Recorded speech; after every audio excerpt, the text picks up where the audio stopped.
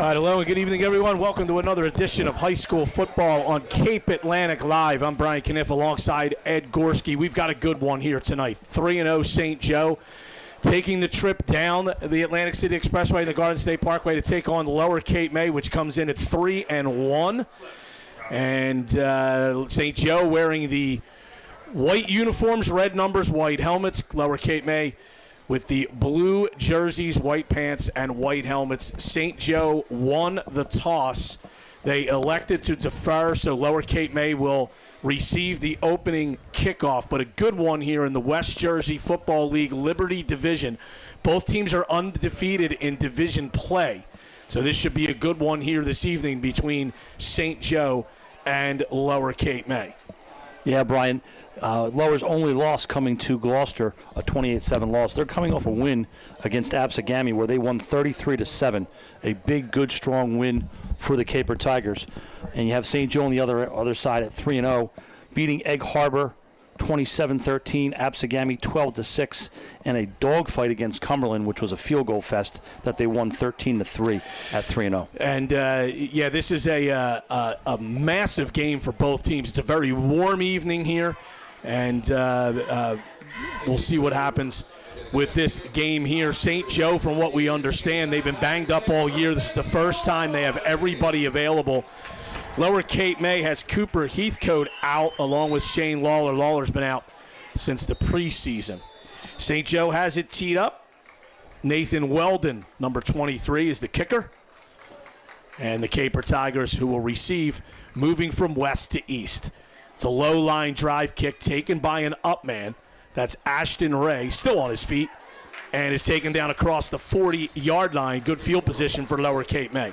By the way, Ed, a terrific rendition of our national anthem just before we came on the air by Lower Cape May students Addie Harvey and Cecilia Iannucci. Wanted to make sure we mentioned that. Absolutely terrific and beautiful and well sang.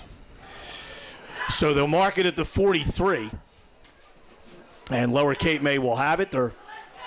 Ryan Mallon, their featured back, ran for 4 touchdowns in last week's win over Absegami. Lower a short week. They played on Saturday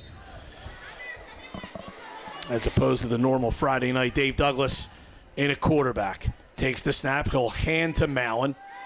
Trying the left side. Breaks a tackle. Ooh. Across the 50. Was there a face mask there? Yes, there was. Late flag, correct call. And Mallon ran for about 8 or 9, but the face mask penalty will give Lower Cape May a first down. I think it was pretty easy for the side judge there. Mallon's head got turned around, so he was able to look him back in the eye when he was behind him. And only one way that could happen is if his head gets twisted around.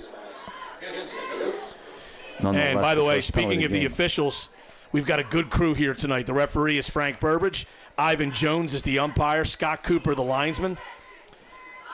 Bill Carlton is the line judge. Vince Mancini is the field judge. Kevin McGee, the side judge. The timer is Cliff DeCourcy.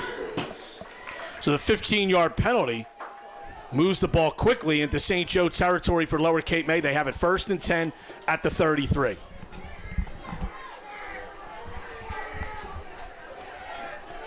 Shotgun formation. They hand it to Mallon, and he gets a couple up to the 30.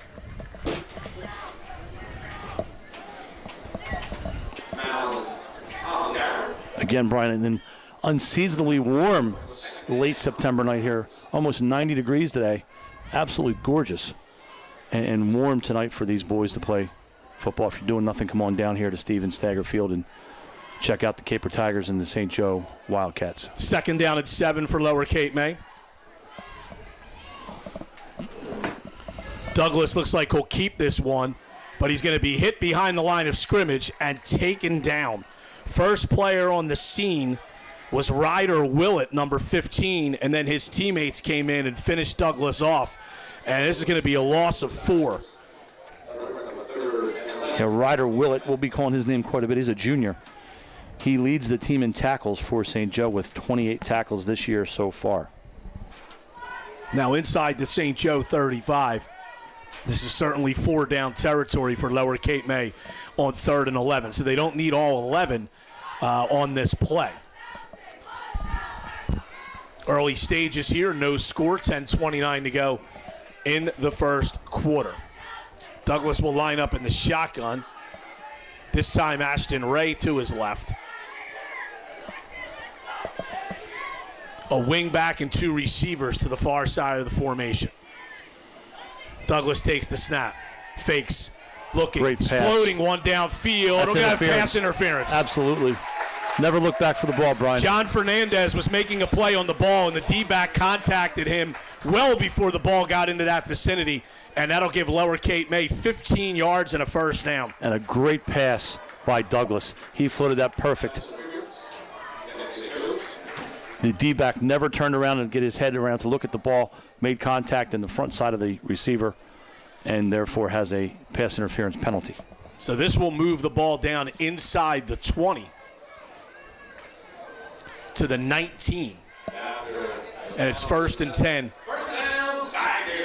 Fernandez, the leading receiver for the Caper Tigers this year, with a total of 212 yards and a touchdown.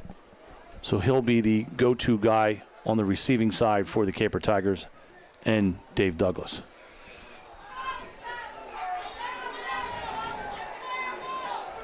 Mallon back in at running back. Douglas will go up under center for this play.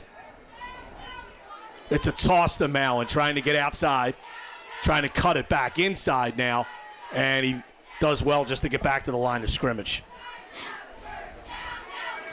Good coverage by the Wildcats on that play.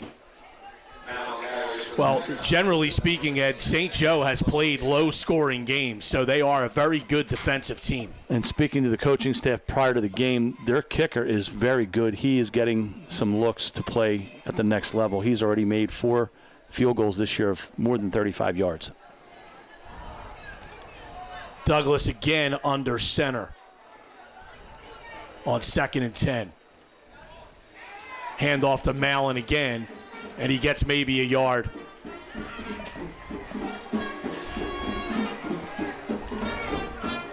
And actually, they'll call it no gain. So they'll bring up 3rd and 10.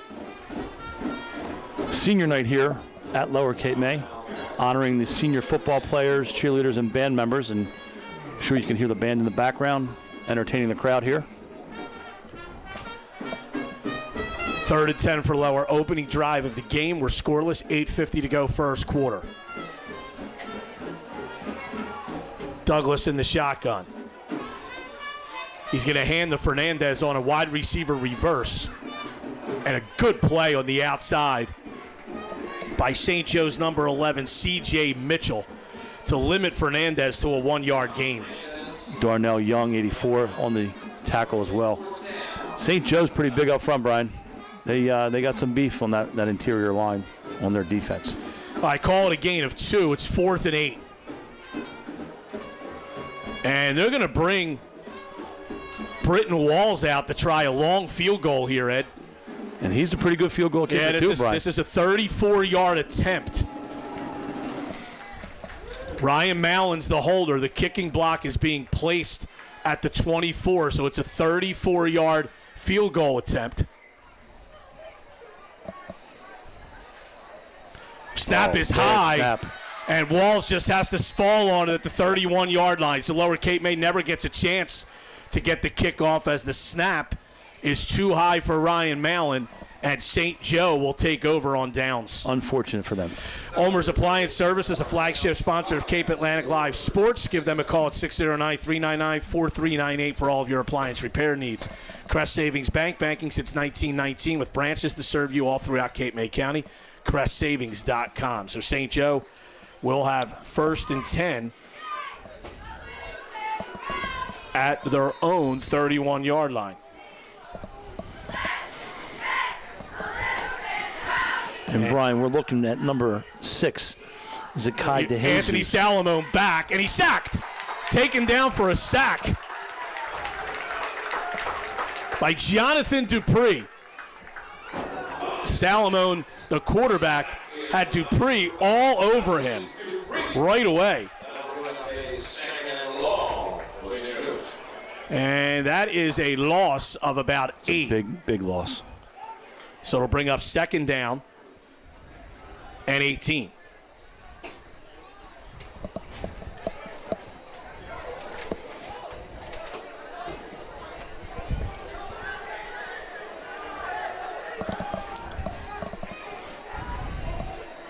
7 minutes to play here in the first quarter, no score. Matt Thompson is the running back. He takes the handoff, and he gets a couple, maybe a gain of 4.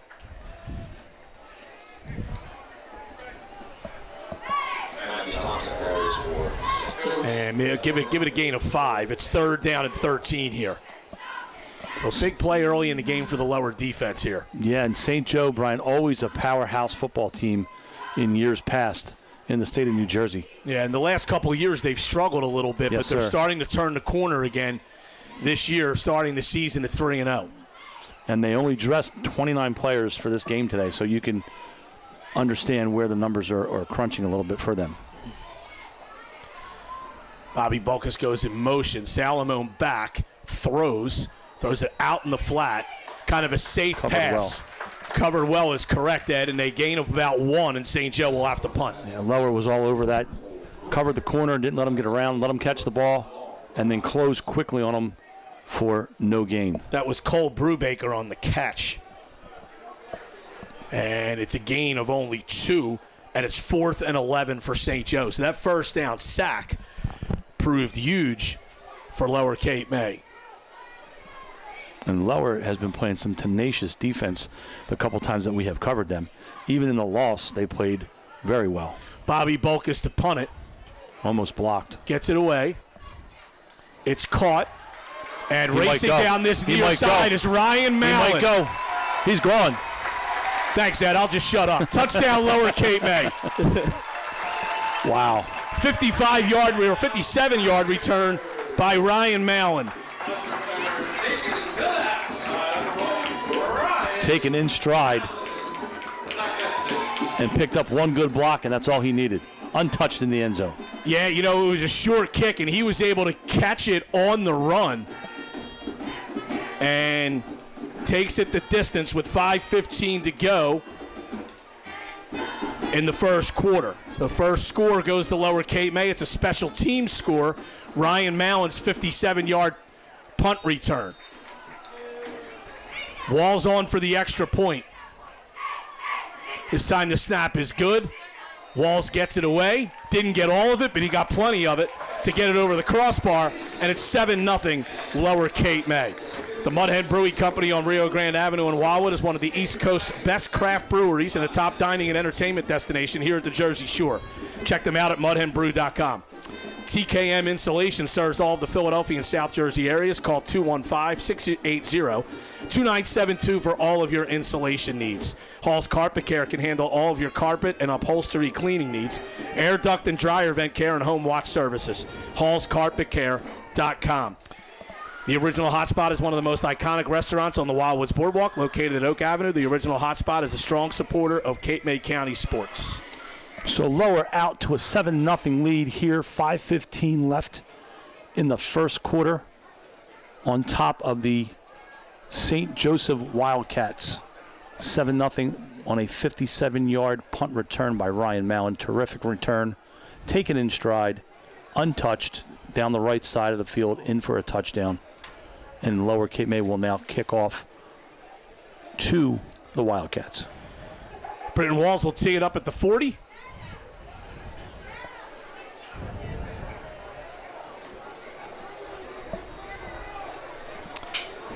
The deep man, C.J. Mitchell, number 11, and Cole Brubaker, number 4.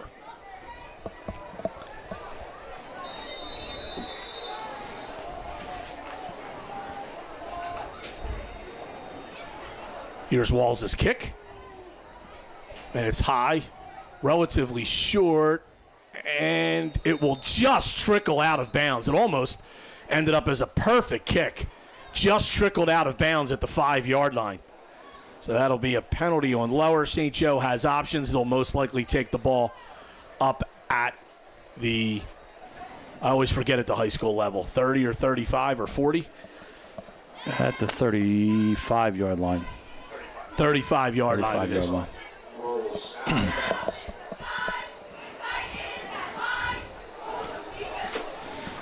So here's St. Joe at their second possession. They went 3 and out the first time, and Ryan Mallon returned a punt 57 yards for a score.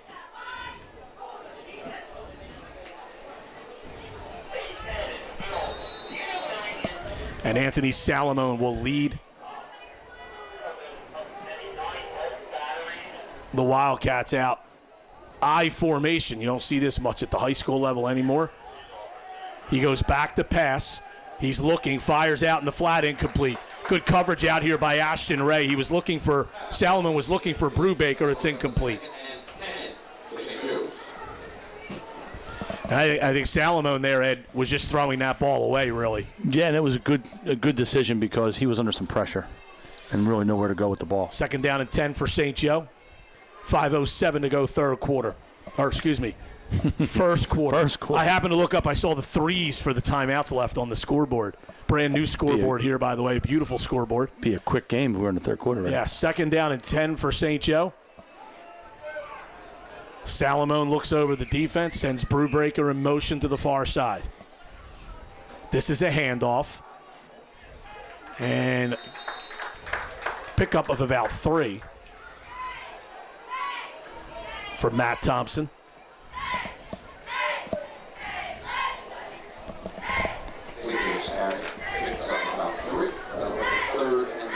Third and 7 for St. Joe.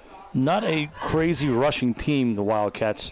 Their leading rusher only has 111 yards on the year, and that would be Nathan Weldon.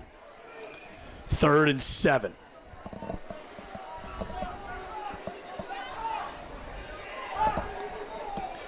And Lower Cape May jumps offside. I was just about to say, Ed, Lower better watch for the double count. Yeah, a little anxious, a little hungry, especially with that first sack. They know they can get inside on the right side there. And two players on the right side of the Lower Cape May defense jumped off. So now it's 3rd and 2. Much more manageable for St. Joe.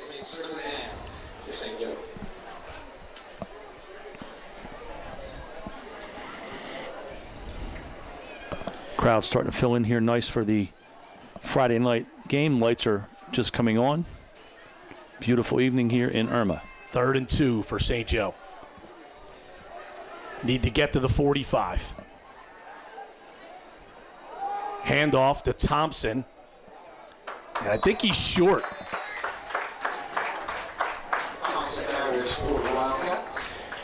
The timing of that play seemed off. I think the center snapped that before St. Joe was anticipating it being snapped, the rest of the St. Joe players, but they were able to get a yard. St. Joe looks like they're leaving the offense on the field. This is a big gamble, down 7-0 in their own territory. Lower needs to dig in here. This would be a monumental stop, getting the ball back on the St. Joe side of the field if they can mount the stop here. It's a quarterback sneak, and Salamone will get it easily. Picks up about 3. Looked like the abbreviated Wildcat tush push there. We know all about that from watching the Eagles play. Straight quarterback sneak with a little push from behind. Yeah, so that offside penalty really hurt Lower Cape May there. Gives St. Joe their first down. 3:10 to go first quarter. Lower Cape May the lead on Ryan Mowen's 57-yard punt return for a touchdown. And that's one of the things I was able to talk to assistant coach Lawler today prior to the game, and he said as long as they don't make mistakes, they should be good. They had a great week of practice prior to tonight. 1st and 10 for St. Joe.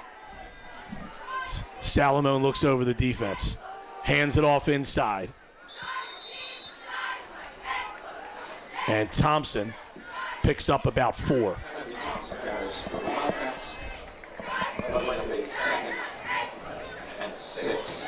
A young team for St. Joe. 29 players, and their backfield are sophomores and juniors. Yeah, and the quarterback's a junior as well. Which is very promising for St. Joe, especially putting a record up of 3-0 and gaining all the experience this year. 2nd down and 6 for the Wildcats.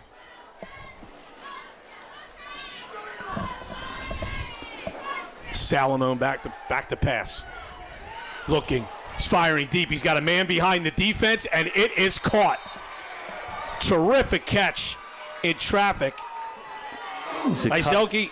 Yep, go ahead. DeJesus. And DeJesus has some Division I interest already as a sophomore.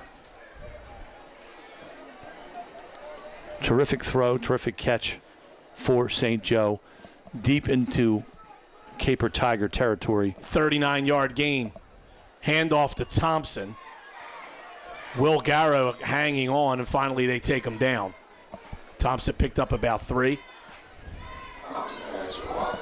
St. Joe coached by Ron Dorsey, longtime assistant coach for many years under the legendary Paul Sacco at St. Joe. You look back at this drive, Ed, and that offside penalty on the 3rd and 7 play really helped St. Joe keep this drive alive, and now they're deep into Lower Cape May territory, inside the 10 at the 7, 2nd down and 6. Cape May's got to dig in here and possibly hold them to 3 points. Salamone back, rolling. He's being chased, and he flips it, and it will go out of bounds, incomplete. Smart play by Salomon to flip that out of bounds. There was a receiver in the vicinity, obviously wasn't going to be caught, but he definitely avoided a sack. He was under some heavy pressure from 2 Caper Tiger defenders. So 3rd down and 6.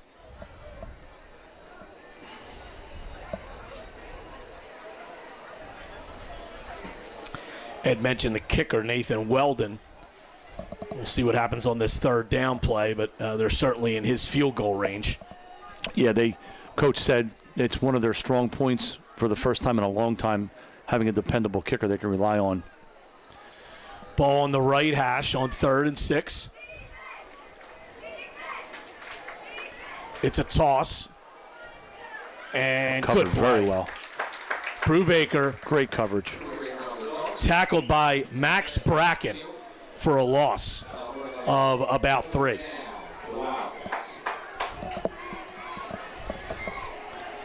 And that loss of 3, that play by Bracken took all the drama out of a potential 4th down decision. So they'll bring Weldon on to kick. Salamone is his holder. And let's see if they try this kick before the end of the quarter. They don't have to. They look like they want to, though. 10 seconds to go. American flag. The ball is snapped. The kick is away.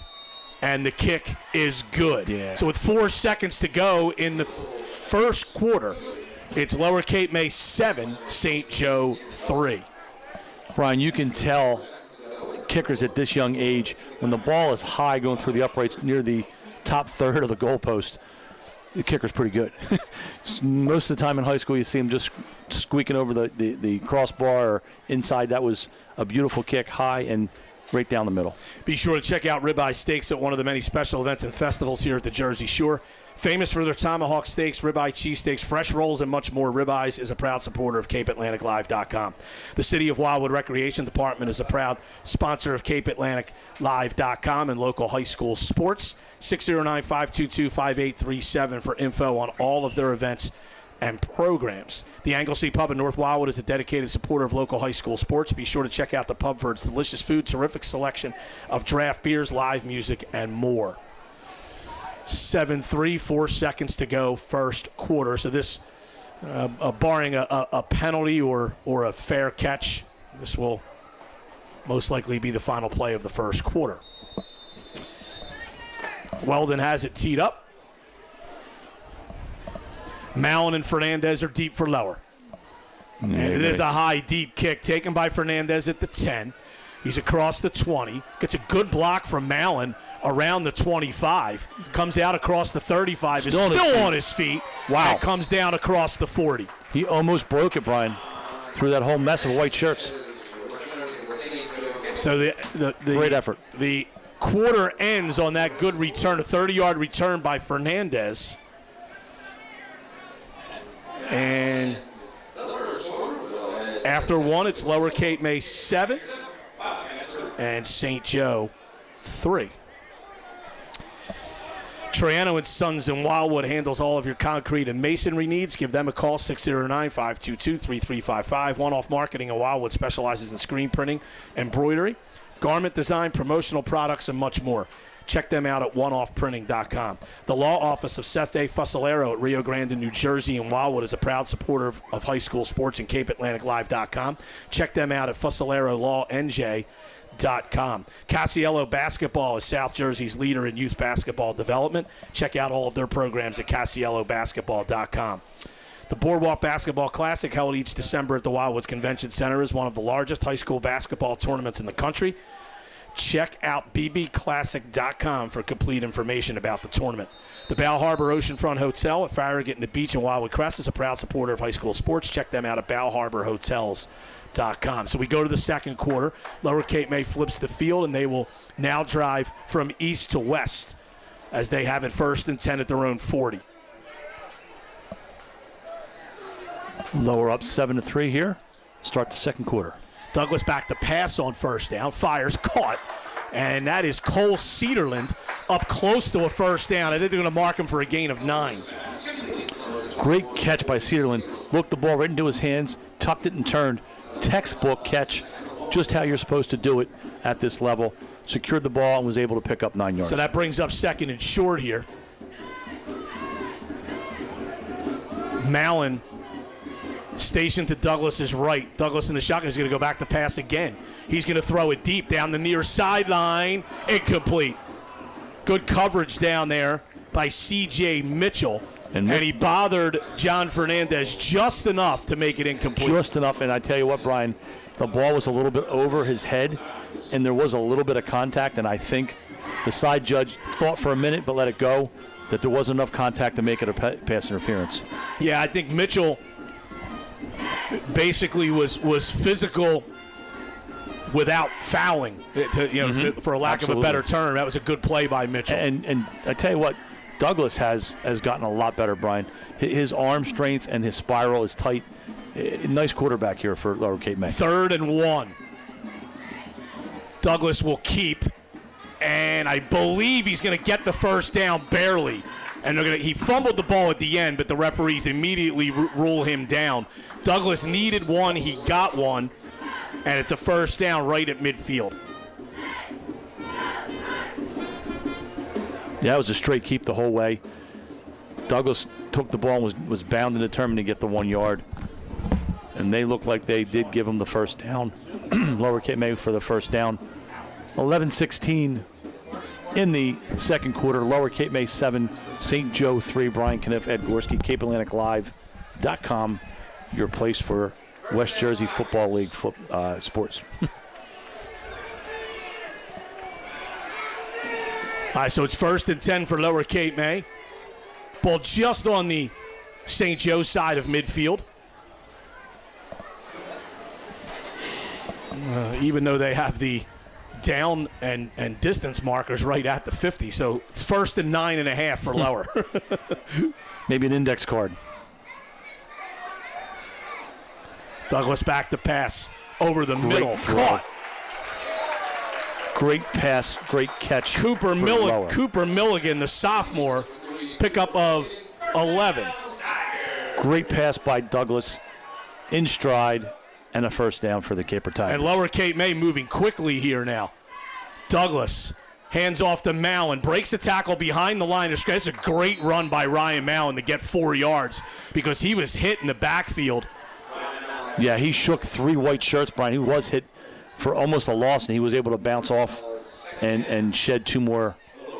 And actually, Wildcats. they mark him shy of the 35s. They'll mark it at the 36. So it's a gain of 3, 2nd down and 7. Good hard run there by Mallon.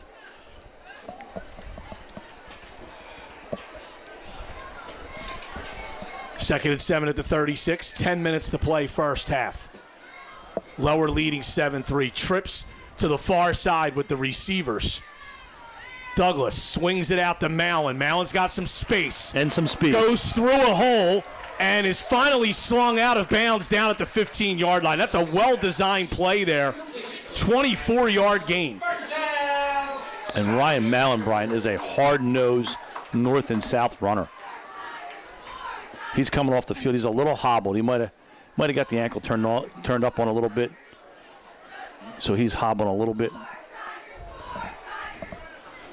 Coming over to the table. He's hobbling more than a little bit. Yeah, he's gonna have to get checked out by the training staff. Not something that Coach Damiano wants to see. That's for sure.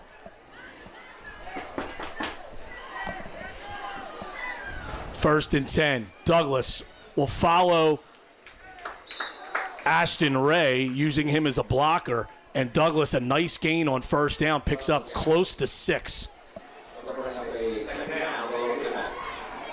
Coming up on 9 minutes here left in the first half.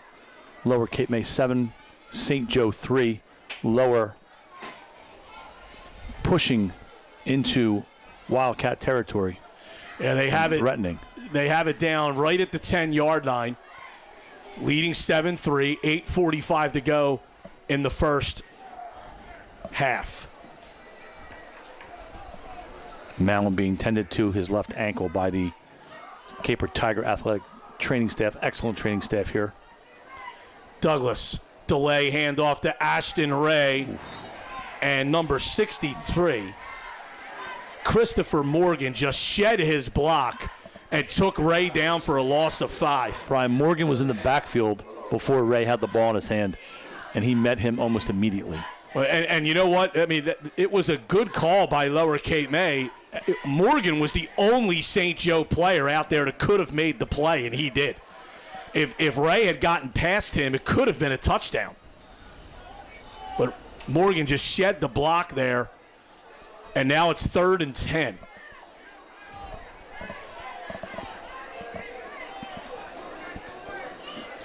Douglas back to pass. He's looking, he fires, and complete. He was looking for John Fernandez. He threw it a little too far toward the sideline.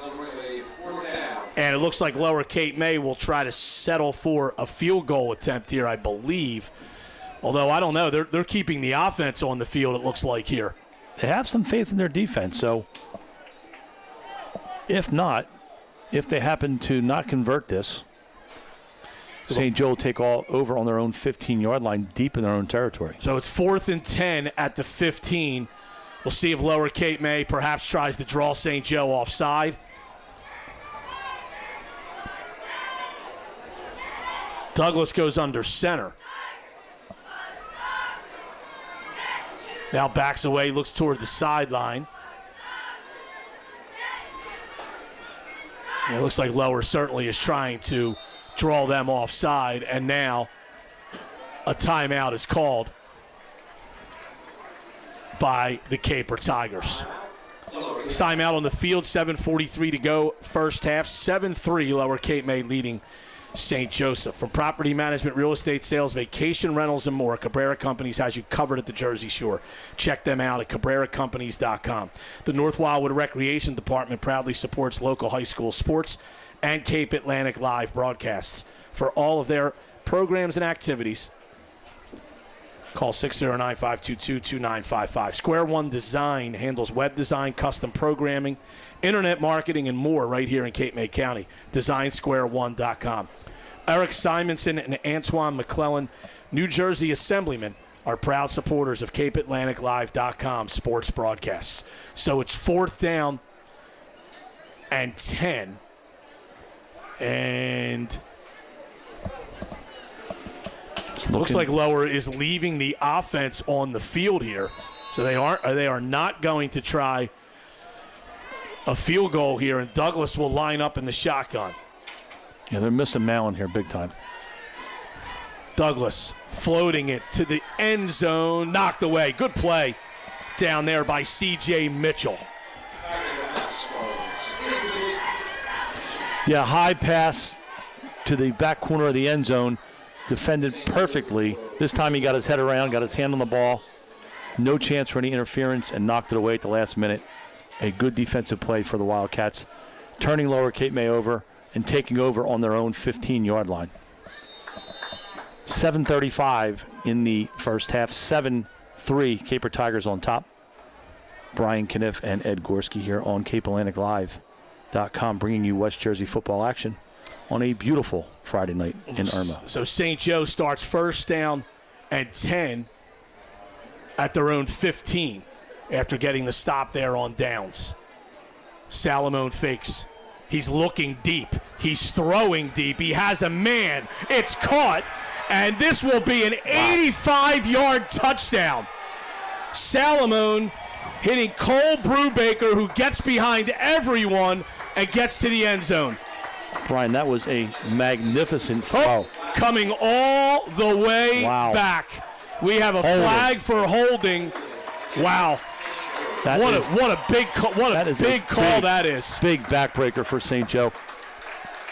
Salomon threw that ball about 45 yards in the air and hit Brubaker in stride, only to be negated by a holding penalty, and they're going to bring it back. Thank God for the Caper Tigers on that one. So this will be a half the distance to the goal mark off here. It should take it down to about the 7.5.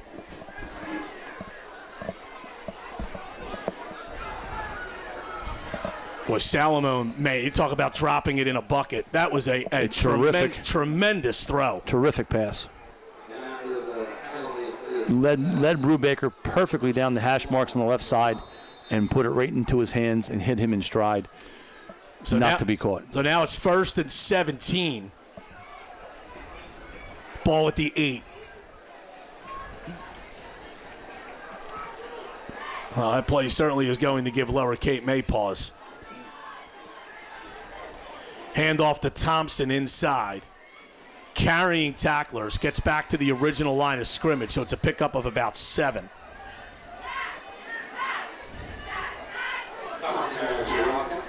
That'll be 2nd down and 10.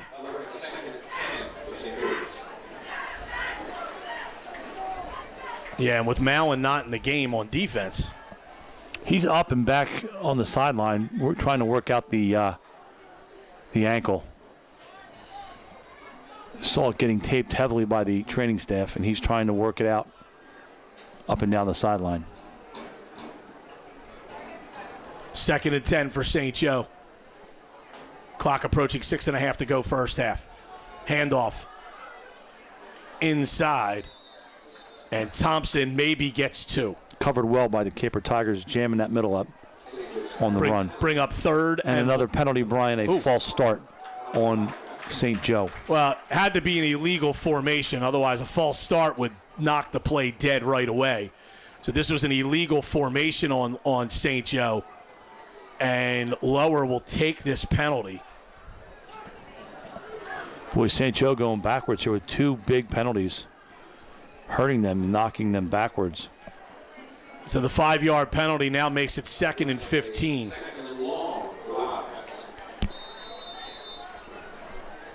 It's kind of a tough decision for the Lower coaching staff there. They decided to take that penalty. It would have had 3rd and 9 or 2nd and 15.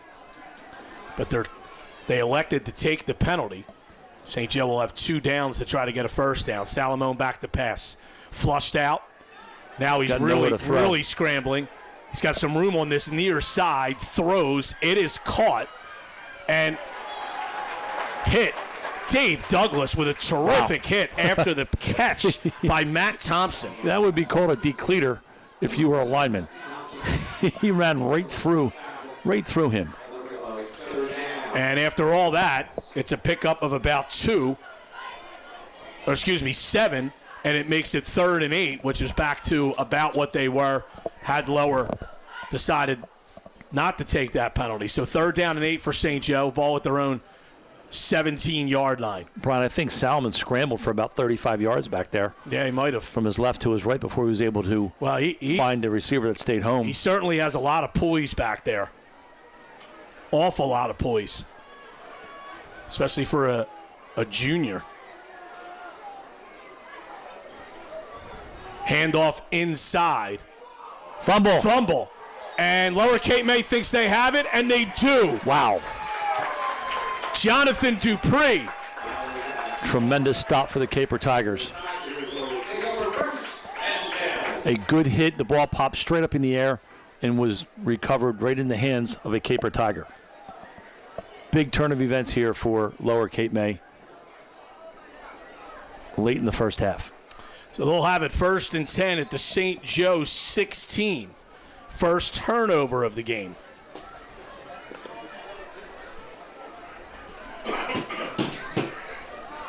Ryan Mallon back in the game in the backfield behind Douglas. 5 minutes to play in the second quarter. Handoff inside. And Mallon picked up 1. Good to see that young man back in the game. He is a big-time cog in the offensive wheel for the Caper Tigers. Without him, things would be much different going forward. 2nd and 9. 4.5 to go before halftime.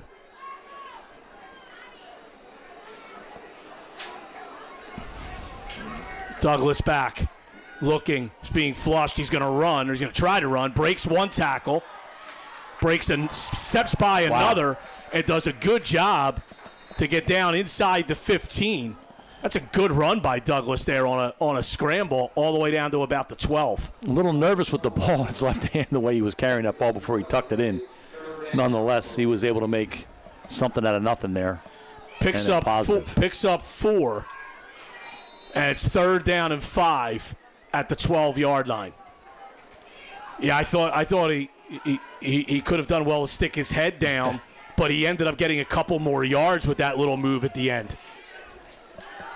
3rd and 5. Douglas in the shotgun here with Mallon to his right. He's rolling to the right. He's got a man. He's looking, throws back. It's a dangerous pass, but it's dropped. Should have been a touchdown right at the goal line. Cooper Milligan. That's not a pass you like to see made when you're rolling one way and throw back to the other. But it was thrown right on the money to Milligan. He couldn't come up with it. Yeah, that's a shame. That would have been 6 points there for the Caper Tigers, no doubt. That'll bring up 4th and 5 with the ball on the 12-yard line. And it looks like they're going to kick it. Yeah, they're going to bring Walls on here. So he'll put the tee down at the 20. This makes it a 30-yard attempt. 3:47 to go. 7-3 Capers Tigers up, looking to add 3 more to the tally. Snap and hold are good. Walls' kick is good. With 3:42 to go, it's 10-3 Lower Cape May. Great kick by Walls, right down the middle, cleared plenty of distance and height over the crossbar. So Lower Cape May can't score a touchdown after getting the turnover, but they do add 3 points. And they take a 10-3 lead here. Now this is a very important defensive possession or defensive series here for Lower Cape May, because St. Joe gets the ball to start the second half. So they certainly want to prevent the Wildcats from scoring here before halftime. Winner of this game will take over first place in the West Jersey Football League Liberty Division. And really, Brian, making another step closer to making a qualifying run for the playoffs as well. With 4 wins, that's a good mark to have moving forward. Walls has it teed up at the 40. Brubaker and Mitchell back deep for St. Joe. Walls squib kicks this. Ooh. Oh, and it's going to be very effective as Brubaker will finally retrieve it at the 15. Does elude one man. And good. Good coverage by the Tackle Caper down Tigers. there. Smart play to squib that ball on the ground. Vinny Grasso, a sophomore, did a great job with an ankle tackle there, because if Grasso doesn't make that play, Brubaker might have been able to get that ball to the outside and could have gotten a big return, but they pinned St. Joe inside their own 20 at the 18. Wildcats taking over. So they have 3.5 minutes to go down the field to try to get a score before halftime. Caper Tigers leading 10-3. Field goals for each team and a 57-yard punt return for a touchdown by Ryan Mallon for the lone touchdown for Lower Cape May. Salamone in the shotgun here. Takes the snap, back to pass, throws over the middle. That's caught. And it's going to be a gain of about 15. That was a heck of a pass, Brian. That was threaded between 2 Lower Cape May defenders. De Jesus. There's a flag on the field. And Lower Cape May thinks it's against St. Joe. Let's see what we got here. It's an illegal man downfield penalty. Usually you don't see that unless the quarterback's in trouble scrambling and there's a lot of time for the interior lineman to release. I saw one of this. I believe it's the side judge over there was explaining to the player and now explaining to the coaching staff why the penalty occurred. So it's 1st and 15. But you're right. I mean, that was a quick pass. So yeah, that he must have gotten downfield awfully quickly. Yeah, I would say he must have. So it's 1st and 15 now. They hand it off to Brubaker, making a couple cuts, and he's finally finished off by a host of Caper Tigers. Really nowhere to go. Alex Nelson, a senior, did a really good job for Lower Cape May of forcing Brubaker back toward the middle. Nelson, a solid linebacker for the Caper Tigers. Haven't called his name much tonight, but I'm sure we will. Gain of 3. It's 2nd and 12. 2.5 to go before halftime. St. Joe has all 3 timeouts. Lower Cape May has 2. Brian, I would venture to think that they're going to unleash a big pass here. They've done it the last 3 series at least once.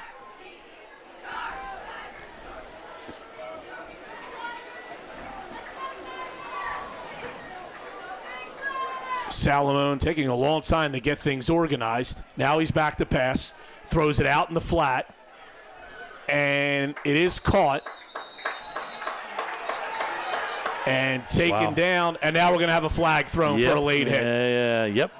That happens when you have 3 guys holding a guy up and a 4th guy comes in and takes him down. That was definitely not necessary. It's complete to DeJesus. It was a gain of only about 4, but the personal foul. And Coach Damiana rips off his headset. He's not happy about that. Well, here's the other thing, too, Ed. The penalties right now were piling up against St. Joe.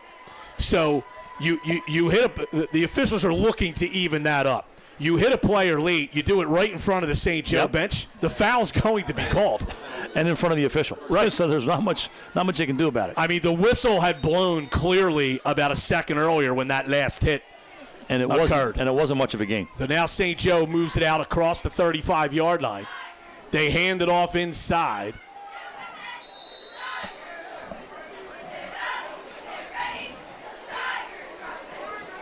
And that was Weldon on the carry. St. Joe does not look like they're in much of a hurry here, Brian. I'm a little surprised. Cole Cooper in on that stop. A little surprised at their lethargicness. Well, they look like they want to throw it deep here, but Salamone didn't have anything initially. Now throws too high toward the sideline and incomplete. Good pressure there by the Caper Tigers to get into the backfield and flush him to his left. 1:17 to go. Again, St. Joe still with all 3 timeouts left, but you're right. They're not showing a big sense of urgency here. Jadon Henry applying the pressure there for the Caper Tigers, moving Salamone out to his left and really having him do nothing but throw that ball out of bounds to stop the clock.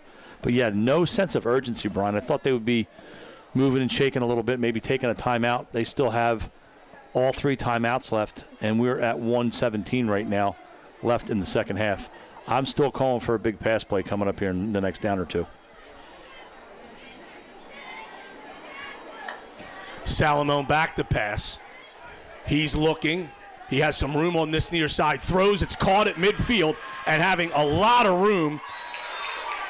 And now we have another. Oh, that's a bad call there. That's a bad call because that's a really bad that flag. tackle was started while the receiver, DeJesus, was in the field of play, and that it was finished while they were out of bounds. There was nothing untoward there. I don't like that. I don't like that flag there a little bit. They should have talked and picked up the flag there. That was a quick flag and an unnecessary flag, and that's going to tack on a big chunk of yardage on the end of the play. There was nothing extracurricular about that play out of bounds. He wasn't tossed aside. It was a natural tackle to the ground. Wasn't anything egregious. Nonetheless, it's going to take the ball all the way inside the 15-yard line. I don't like that call a little bit, Ed. First and 10 at the 14. 107 to play here, and we have a timeout. So Lower's going to take this timeout. Bill Damiano wants to settle his troops down and get them organized. And that is unfortunate. That's an unfortunate call there that goes against Lower Cape May. So 10-3, the Tigers lead it, but St. Joe driving, and again, the Wildcats get the ball to start the second half as well. And Brian, those last two penalties almost amount to more yards than any single play St. Joe has had in the series. Yeah, I mean, the thing is, you have a player who's, one-on-one making a tackle, and the tackle starts in the field of play, and then both players end up out of bounds. There was no extra throw at the end. There was no helmet down into the body. You've already started the process of tackling. I mean, if you're going to call a personal foul on that, we better have another half a dozen of those tonight. Yeah. Yeah, there was nothing there that would warrant a flag. A quick flag at that. So it's 1st and 10 at the 14.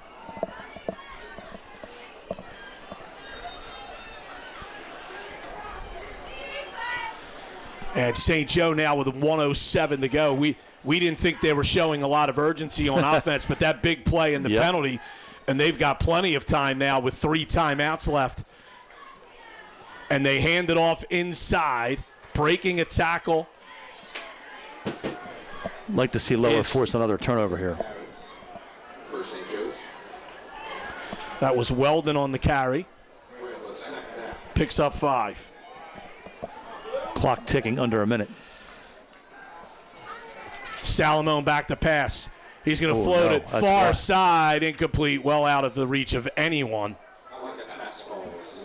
Yeah, that was a pop fly to left center to no one, and stops the clock with 41 seconds. I think he was throwing that ball away. Certainly, you do not want to take a sack at this stage, even though you do have all of your timeouts. Or throw it short and have it picked the other way. 3rd and 5 at the 8.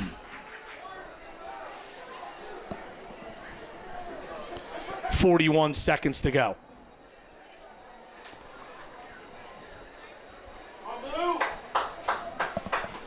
Great crowd here tonight in Irma for this football contest. Salamone fakes a handoff. He's back. He throws it out in the flat to Brubaker. Great coverage. And he's taken down. Great coverage. By John Fernandez for a loss of about 3.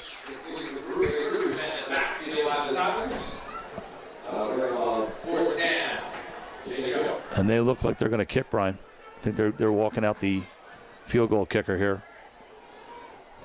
Yeah, that is a big and a timeout play for the Wildcats. Yeah, St. Joe will call a timeout to get organized. And we have a little issue with the clock here. Something went on where it just kept running. The timer was trying to stop it, but it kept running. But I believe we have 13 or 14 seconds remaining. They'll reset. 13 are going to reset it to 13. So they got that correct. 4th down and 10 here at the 13. And so this will bring up a 30-yard field goal attempt. Salamone is the holder for Weldon. And absolutely no win, Brian. It is a still night. The flag is just hanging. Not a ripple in the flag, so no help from any windage or hurt. So Nathan Weldon, a 30-yard field goal attempt. Or check that. They have it. They have the tee out at the 19. So 29-yard field goal attempt with 15. They reset it to 15 seconds now. Snap and hold are good. The kick is good. That was hammered through there from 29 yards. But St. Joe pulls within 4 at 10-6. And despite the mistakes that Lower made on defense, Brian, they were able to hold St. Joe to a 3-point score, which was really good because they did not want to go in tied at halftime with St. Joe getting the ball back to start the second half. So despite the 2 penalties that gave the Wildcats 30 yards plus in penalties, it was a good stance for the Caper Tigers. Now, the one thing that we've noticed tonight, Ed, is that Anthony Salamone, the quarterback for St. Joe, is a really, really nice high school player. Yes, he is, and he's a very smart player, very calm, and like you said, the word poise. His poise is really good back there. Looks like he's been back there for 3 or 4 years already. I mean, not only does he have the physical skills, he has an awareness about him. He has some interest from some small Division II and III schools for future football. Yeah, and at again, the next level. Yeah, and he is only a junior. Yep. Weldon to kick this off. I would doubt he would put this in the air, but we'll see with 11 seconds to go. And it is a hard bouncing kick taken by Fernandez at the 18. Runs up through the middle. Is hit. And will be taken down at the 30. And Brian, you notice they don't want anything to do with Mallon taking the kickoffs after that punt return. They have not kicked his direction since he busted one for 57 yards early in the game. 4 seconds to go, and I would think Lower Cape May would take a knee, but you never know. Maybe they do try to throw it downfield. We've had this happen before, I think. Yeah, you never know. Throw it deep, maybe get a PI. A very good football game to this point. 2 evenly matched teams, as you can see by their records. And now we have St. Joe calling a timeout with 4 seconds to go in the half. 10-6, Caper Tigers leading. I say, Brian, we've said it before back here at Lower Cape May Regional High School. What a great athletic complex we're looking at from the press box. A terrific football field, tremendous baseball field, soccer fields, softball field. Really nice athletic complex for these student athletes here at Lower Cape May. So this is a big West Jersey Football League Liberty Division game. Lower Cape May and St. Joe are the only 2 remaining unbeaten teams in this division. So the winner of this game certainly will take a big step toward winning the division. And Cumberland, Lower and St. Joe both 2-0, Cumberland 2-1, Oakcrest 1-1, Absegami and Middle both without a win in division play. Douglas is back in the shotgun. Doesn't mean he won't take a knee, but let's see what happens here. And it looks like he wants to throw it downfield. He will. This will be nearly intercepted, and that's what you don't want there, because let's face it, had DeJesus come up with that, Ed, he had all kinds of real estate open in front of him. All day. The Lower took a chance there, got away with it, and on the incomplete pass on the Hail Mary, that ends the half with Lower Cape May leading 10-6. Sean Kniff on the camera, Eddie Gorski, my partner. I'm Brian Kniff. We'll be back with the second half in a few minutes. Lower Cape May leading St. Joe 10-6 on Cape Atlantic Live.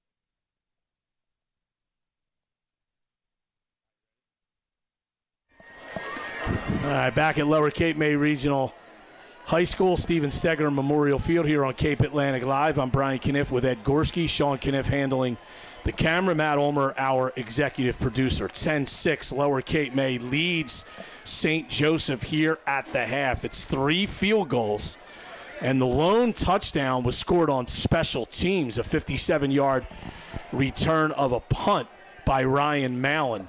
But St. Joe got that field goal right before the end of the half. They were helped by what we thought was a little bit of a questionable late hit penalty on Lower Cape May that moved the ball deep into Cape Tiger territory. St. Joe hit a 29-yard field goal with 15 seconds left in the half, and we're tied at 10-6. So right now, almost the stars of the game a little bit are the kickers. Britton Walls for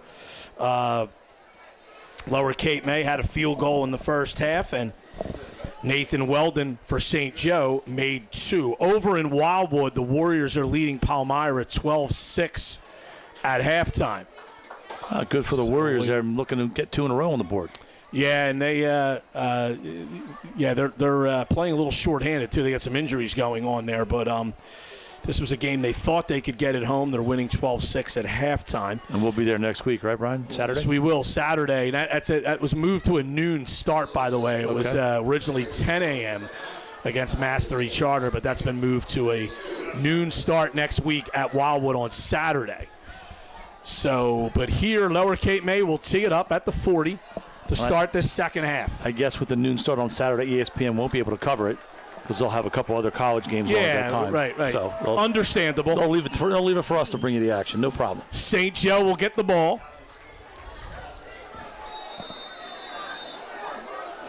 Look for St. Joe, Brian, to start out here in the second half quick and hot.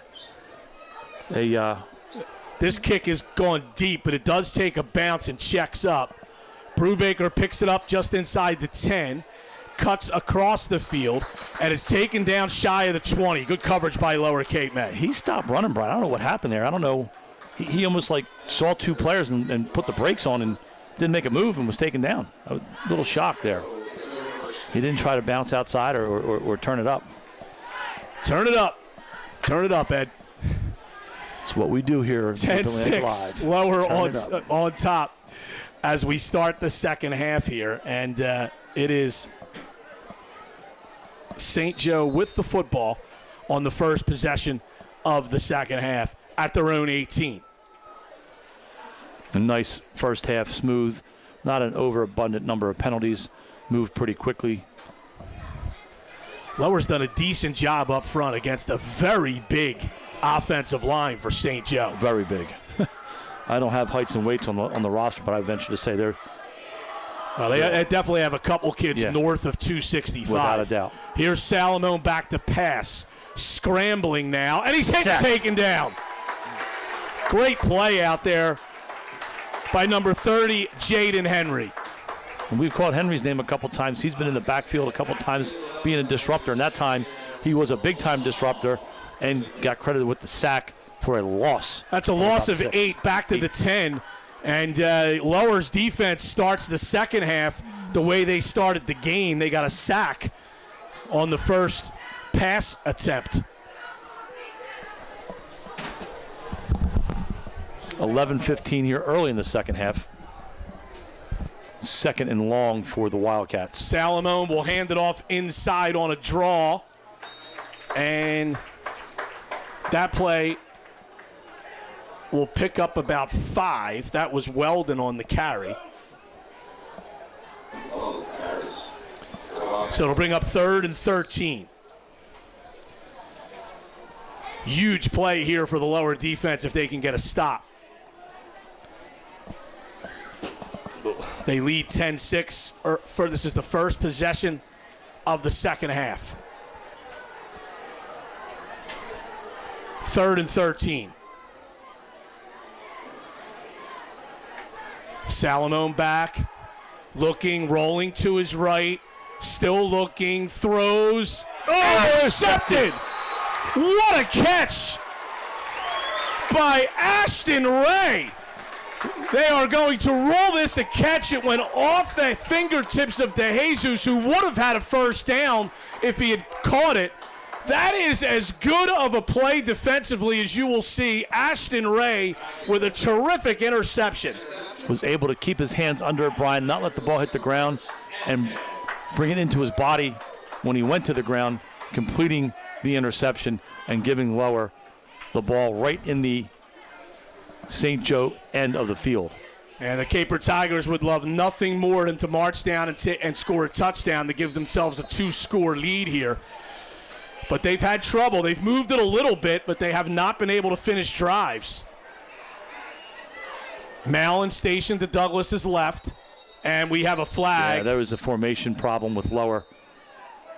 And it looks like this will go against the Cape. No, they're gonna. It looks like Lower may have lined up offside. Cole Cooper, number 68 for Lower. I don't know if he got popped in the nose, but he came off the field and is in some pain holding his face. He either got a finger in the eye or maybe a whacked in the nose on that last play. All right, so the indication from the official on the sideline here was that Lower was offside, but Frank Burbridge, the head official, calls it illegal procedure. Either way, it's a 5-yard penalty. It's 1st and 15 for Lower back at the 42. 10:15 to go in the third quarter. We thought this would be a good one. So far, it has been. Fernandez in the backfield takes a direct snap. He will try to turn the corner. He does. Oh. Fernandez still on his feet and finally knocked out of bounds up close to the 30.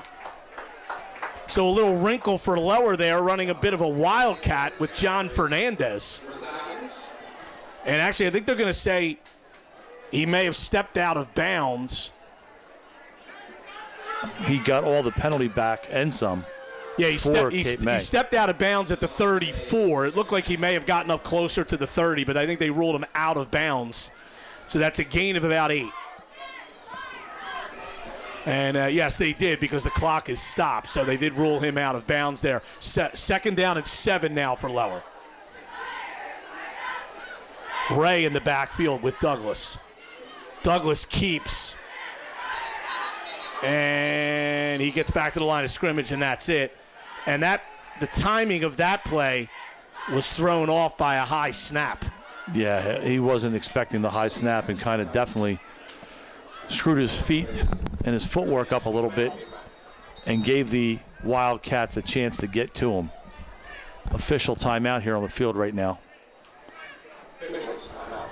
It sounds like White Hat Frank Burbridge had grabbed both captains and pretty much gave them the business.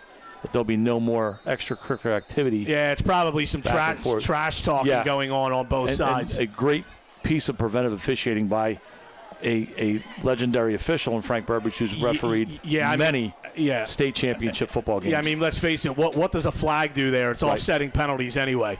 And you rest assured, if there's any more moving forward, Frank will be throwing a flag. 3rd down and 7. Douglas slings it out to Fernandez. Gets a block on the outside. Still on his feet. And he will get the first down. Excellent run by John Fernandez. Picks up about 9. Great second and third effort by Fernandez to pick up the first down. He picked up a block and was able to ward off 2 defenders from the Wildcats and drag one with him down to the ground, picking up the first down for Lower Cape May. The ball spotted at the 25-yard line, gain of 9, 1st and 10. Douglas goes under center now. Ray in the backfield. It's a handoff to Ray, but he is hit immediately. And it's a loss of 1 or 2.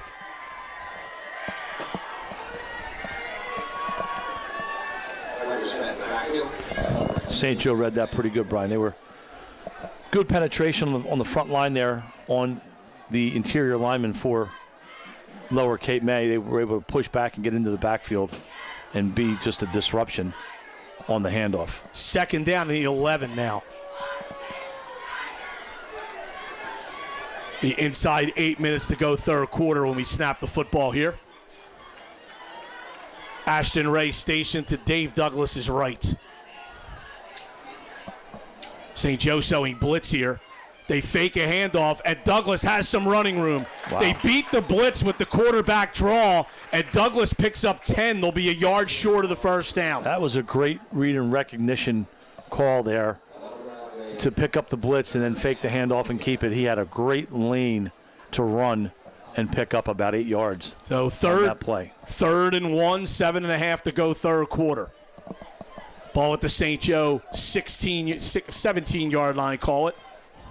Bro, I got to tell you, Douglas has been positive yardage every quarterback keeper. Let's see it again here. You get one more yard. It's been working. Don't go away from it. 3rd and 1. Douglas will keep it. And he fumbles the football. Oh. I believe Lower Cape May has it, and they may have enough for a first down. I think they do. But that ball was just sitting there on the turf, and it was recovered by a lineman, Will Torres. And let's see what they do here. They did not give enough for the first. I think they are. Yeah, they are. They did give him the first down. There's a little delay chain gang reaction there on the side. And like I was saying, why go away from it? It's working. Let him run that ball, and they're making good lanes for him to get 2, 3, 4 yards every time. Why not? 1st and 10 at the 15. Fernandez again in the Wildcat. Takes the snap. Running right. Gets a good block from Douglas. Turns the corner and is finally pushed out of bounds. You know, Dave Douglas as a quarterback is a very tough kid. He made that play. Now we have a late flag coming in. Man. And let's see who this is against. I just got done saying, referee Burbridge just told both captains on St. Joe, unsportsmanlike conduct on St. Joe. Fernandez got a 6-yard gain. And like we were talking about. And this will, this will be a half the distance penalty, but it will give Lower Cape May a first down. It's going to take the ball down, I believe, to the 5-yard line. So 1st and goal from the 5. And like we were saying, once you're told, hey, that's enough, no more, and you go more, well, now you got a flag. So you had your warning.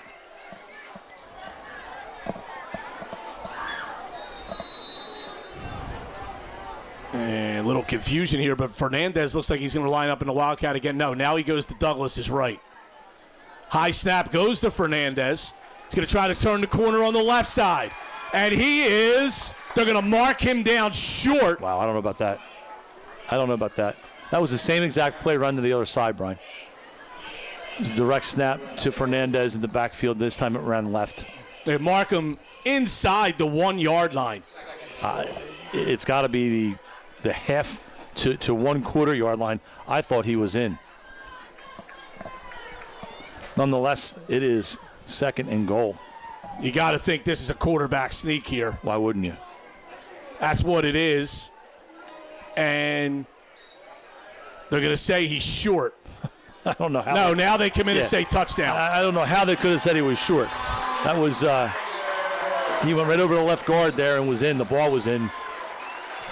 I think they just had to get a look to see where the ball was. And we saw it from up here. It was good. So with 5:19 to go in the third quarter, Lower Cape May now takes a 16-6 lead with the point to come. And Mallon is in there to hold. He's been in and out of the game due to that foot injury. Britton Wall's on for the kick. Snap and hold are good. Walls' kick is also good. He's solid, Brian. 17-6, Lower Cape May, 5:19 to go third quarter. 17 for 18 this year on extra points for Lower Cape May. Yeah, and his only miss, the kick was blocked. So it was not his fault. Right? Yeah, obviously he didn't miss it on his own. ULMER'S Appliance Service is a flagship sponsor of Cape Atlantic Live Sports. Give them a call at 609-399-4398 for all of your appliance repair needs. Crest Savings Bank, banking since 1919 with branches to serve you throughout Cape May County. CrestSavings.com. Muden Brewing Company on Rio Grande Avenue in Wildwood is one of the East Coast's best craft breweries and a top dining and entertainment destination here at the Jersey Shore. Check them out at mudhenbrew.com.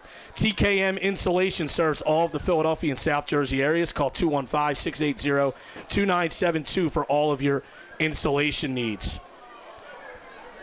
So it's Lower Cape May leading 17-6 now, 5:19 to go in the third quarter. And like you had said, this is a great matchup on paper. It is a great matchup live. And so far, we have not been let down by either team.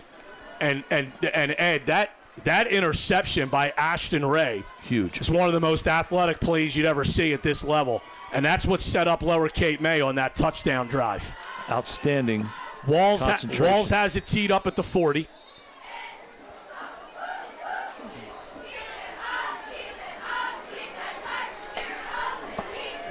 Kick is away. It's a hard line drive taken by an up man and breaking tackles. Still on his feet, finally taken down at the 44-yard line. And St. Joe will have it there. 1st and 10. After the Tiger kick, St. Joe will take over first. We'll mark it at the 44.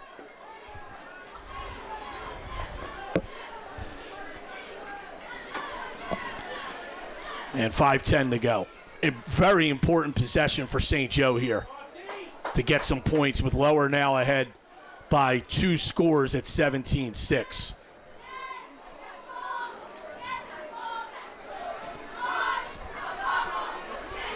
Anthony Salamone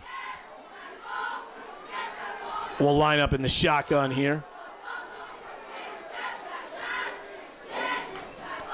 Takes the snap. Hands off. First on the scene for Lower Cape May, Jonathan Dupree. And the ball carrier. I always love, Ed, when you go up to coaches before the game and say, any roster changes? No. Right. And there's a number 5 for St. Joe's not on their roster. We don't have a roster for number 5. 2nd down and 8. We'll wait to see if the PA... They don't have it either. They don't have it either, so we're really at a loss. 2nd and 8 for St. Joe. Salamone back to pass. Under a rush. Floating it far side. Too far and out of bounds. Boy, man, just a little flick of the arm, Ed, and he's throwing the ball 40 yards downfield. This Salomon can play, man. He's got great feet. He keeps his legs moving, and he didn't put much. Didn't look like he put much into that one, and it was 35 yards in the air, out of bounds.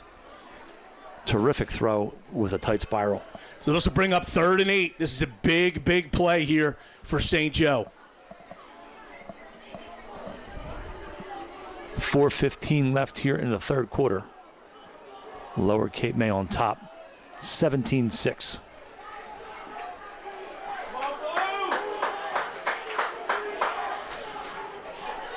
Third and 8 at the 46.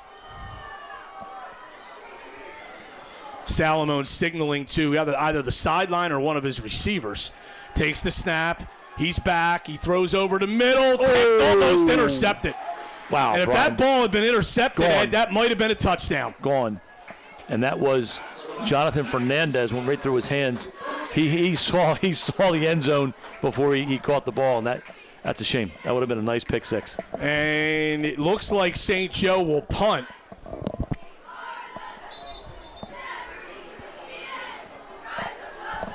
I got to say, St. Joe's a little flat here in the second half. Bobby Bulkus will punt it, standing back at his own 35. Looking a little flat when they came out in the second half. Haven't really been able to mount too much here. And Lower playing great defense every snap so far. Fernandez and Ashton Ray standing back at their own 20. High snap, but Bulkus is able to pull it down. I don't know if that ball was partially blocked or if it was just a bad kick. And it goes out of bounds all the way up at the 42-yard line, and Lower's going to have pretty good field position.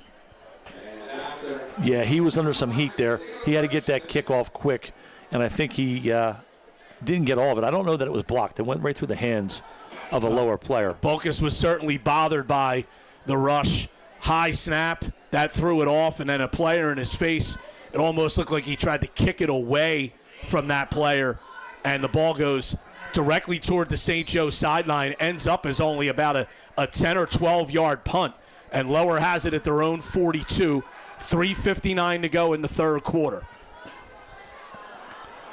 Douglas under center here. Ashton Ray lined up in the backfield. Hand off to Ray, and he comes up across the 45 to the 47. And we finally get the scoreboard right. They had Lower Cape May up another 7 points. We have fixed it now. Moving forward, 17-6. Oh, Rocco's used to basketball. The score changes more. There's no 3-point play here in the. I doubt it, but I'm sure I'll get some comment. Gain of 4. It's 2nd and 6.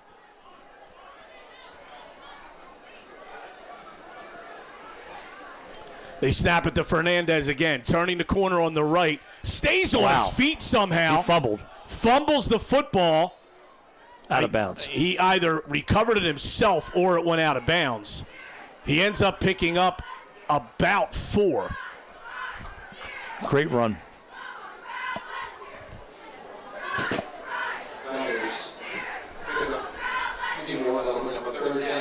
They actually give him a gain of 3. It's 3rd and 3. Ball just shy of the 50. They need to get to the Lower or the St. Joe 48-yard line. 2:38 to go in this third quarter.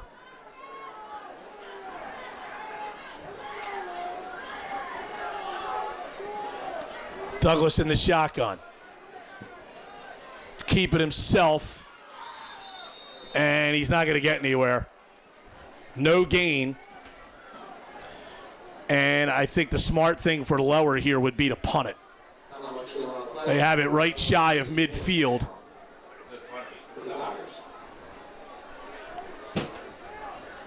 And they have a good punter in Jonathan Dupree. And you certainly don't want to give St. Joe a short field. 1:55 to go in the third quarter. Clock is moving. Lower leading 17-6. Brian Kniff with Ed Gorski. Sean Kniff handling the camera for us.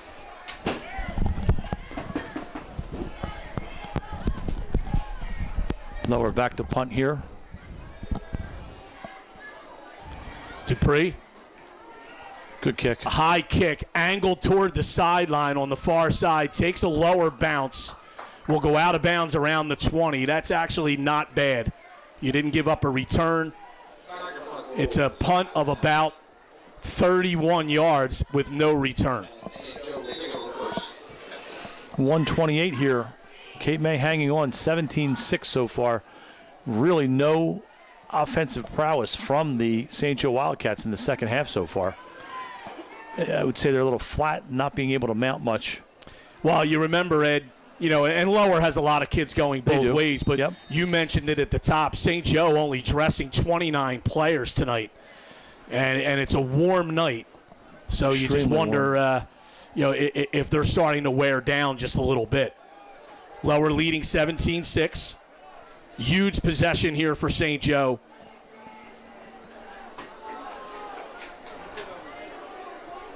Late in the third quarter. Salamone this time goes under center. They hand it to Brubaker, turning the corner. Good hit from behind, but not before Brubaker picks up 11 and a first down. Jonathan Dupree on the tackle for the Tigers. St. Joe now moving quickly without a huddle here. And again, Salamone goes under center. Hands it off inside, and nothing doing there. Smothered by the lineman for Philip Smith, number 70, with a nice play. First time we called his name tonight. Good tackle for Smith. Clock winding down, under 1 minute to play in the third quarter. 2nd down and 10.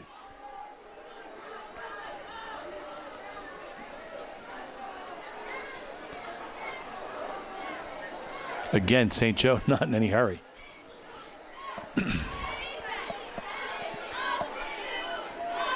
Salamone in the shotgun now. Takes the snap. He's back to pass. Throws over the middle. It's intercepted. Throwing right to. Intercepted by Alex Nelson. The ball was thrown right to him, Brian. He played it perfect. He waited for it.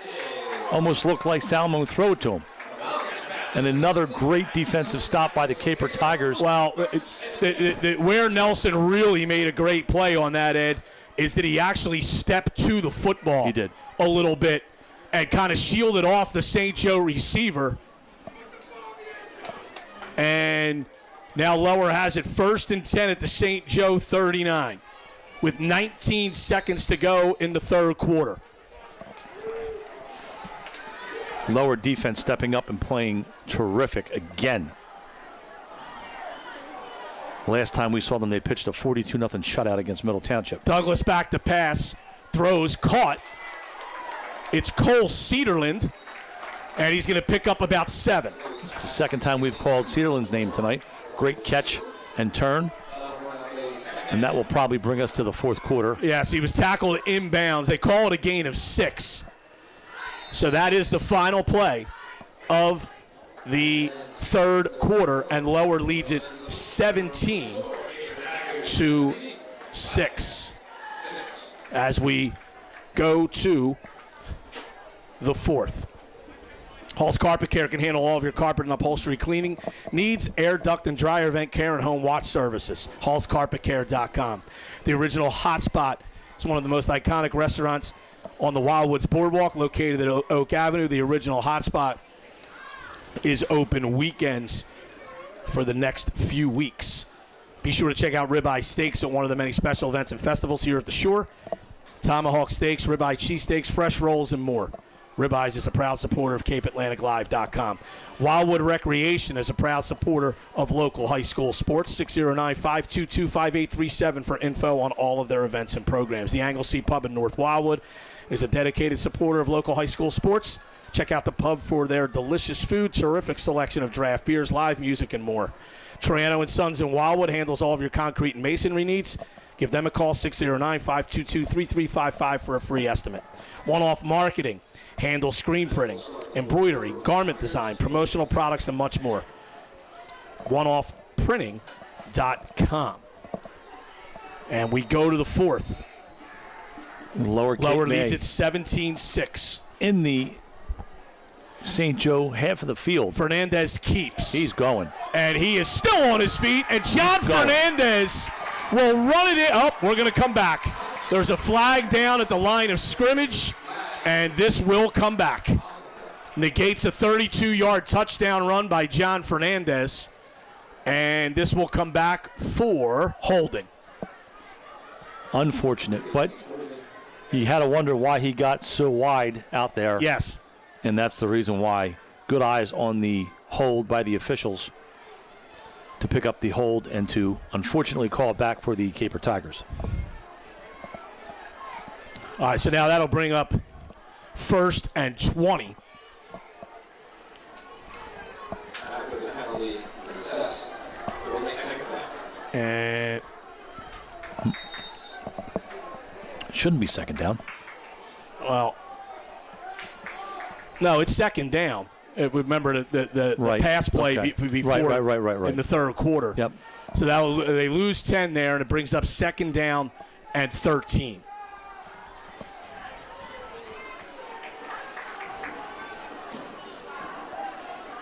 We're going to move Fernandez to the near side here on the formation.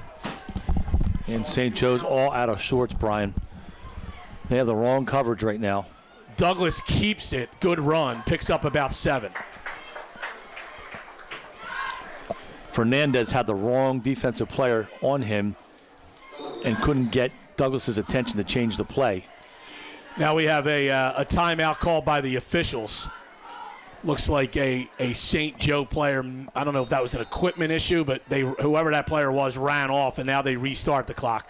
3rd down and 6 for Lower at the St. Joe 35.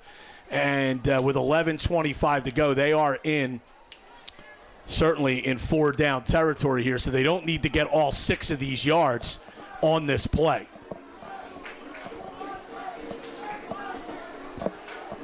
Douglas is due for a pass play here, Brian.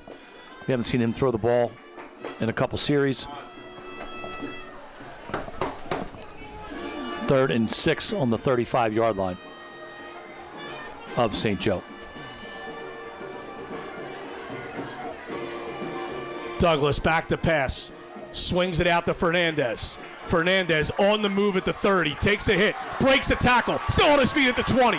Across the 10 and dives down at the 5. What a catch and run by John Fernandez. 30 yards.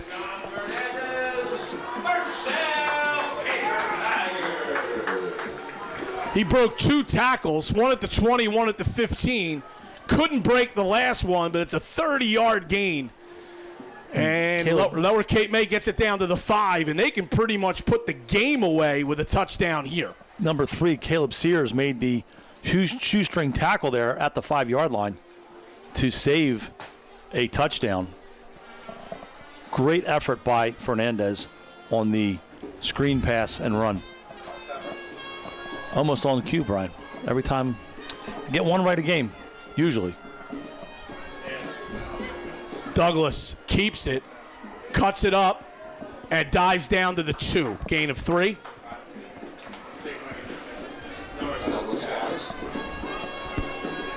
Douglas, a workhorse tonight for the Caper Tigers. And actually, they're going to mark it down at the 1. They're going to say he got 4 yards on that. I just keep it again and punch it right in. They can't seem to stop him up the middle, especially when he goes over the left guard. Getting a lot of leverage with number 77 for Lower. Wildwood has just taken an 18-6 lead over Palmyra late in the 3rd quarter over in Wildwood. Lower Cape May here leading 17-6. Ball on the 1. Douglas takes it. Lunges forward. He's Touchdown. in for the touchdown. His second short touchdown run of the game. Almost sounds like I know what I'm talking about sometimes, Brian. It's amazing. And with 9:39 to go, the Caper Tigers are now in control. Great series for Lower Cape May. Great play by Douglas. Another touchdown for him. And a nice cushion of a lead for the Caper Tigers with the ensuing extra point coming at you right now. Walls is on for the kick. Mao in the holder. Good snap and hold. And Walls hammers it through the uprights. 24-6. Lower Cape May in the lead with 9:36 to go. The law office of Seth A. Fuscellaro at Rio Grande, New Jersey and Wildwood is a proud supporter of high school sports and CapeAtlanticLive.com. Check them out at FuscelleroLawNJ.com. Casiello Basketball is South Jersey's leader in youth basketball development. Check out all of their programs at CasielloBasketball.com. The Boardwalk Basketball Classic, held each December at the Wildwoods Convention Center, is one of the largest high school basketball tournaments in the country. bbclassic.com for complete info about the upcoming tournament. The Balharbour Oceanfront Hotel at Farragut and the Beach in the Crest is a proud supporter of high school sports. Check them out at balharbourhotels.com. Property management, real estate sales, vacation rentals, and more. Cabrera Companies has you covered at the Jersey Shore. Check them out at cabreracompanies.com. And Brian, Lower was able to take some time off the clock there, which helps them as well. Yes, and they're up 3 scores with 9:36 to go, up 24-6. And their defense is playing very well. Uphill sledding for the St. Joe Wildcats here. Walls has it teed up.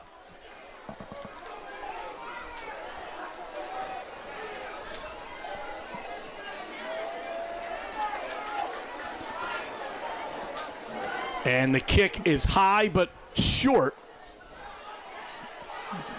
Taken by an up man who covered well by Lower. And he was more concerned I'm not losing the ball.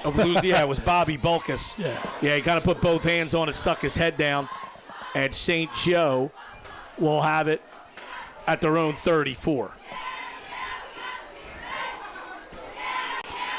And then, there was the one late hit penalty that you and I didn't like on Lower late in the first half, but this has been a very well officiated game. Absolutely. It's one of the better crews in the state. We've seen this crew before. Veteran crew with a lot of experience. St. Joe with the ball at its own 34, trailing 24-6. They need to make it happen quickly. Salamone in the shotgun. He's back to pass. He's looking. He's going to fire it deep. He's got a man down there.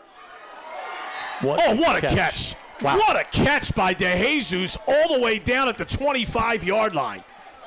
And I guess, Brian, that's why he's getting some Division I offers right there, because that was a terrific run and catch. Terrific play by DeJesus. It's a 41-yard reception. A big chunk of yardage there for the Wildcats. That certainly will help them. They hand it off inside. That's Thompson. And he doesn't get anywhere. And we can't say enough about this quarterback for St. Joe, Solomon. Another great pass right down the hash marks. Hit his receiver almost in stride. And a great spiral, tight spiral, great pass for the Wildcats. Salamone back to pass. Rolling, throwing, incomplete. Great deal of pressure applied to Salomon by number 30 for Lower Cape May. Jordan Henry, again, we call his name, having a great defensive play and defensive game for the Caper Tigers is Jordan Henry. He's been in the backfield a few times, pressured the quarterback a number of times, made some tackles for losses. He's having a very good game, that young man. Second down and 10, 8:33 to go in the game, 24-6. St. Joe trailing Lower.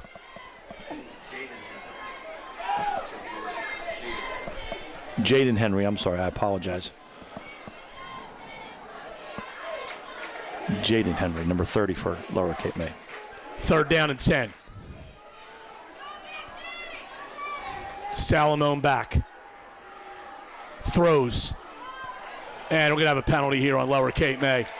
It's a pretty easy call. The defender for Lower just grabbed the St. Joe receiver. And that'll be a pass interference. And it'll move the ball, I believe, half the distance to the goal from the 25. Well, I guess when you get beat like that, you just got to grab them and hope for the best. And see if we can play defense now. The contrary would be let him go and he catches the touchdown pass and we go back on offense. 8:25 to go. It's 24-6. Nonetheless, Lower's coaching staff not exactly happy with that decision.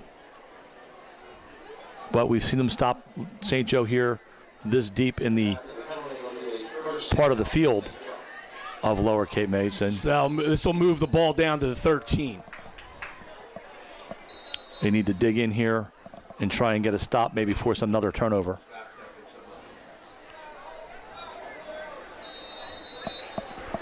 First and 10 at the 13. St. Joe can get a first down.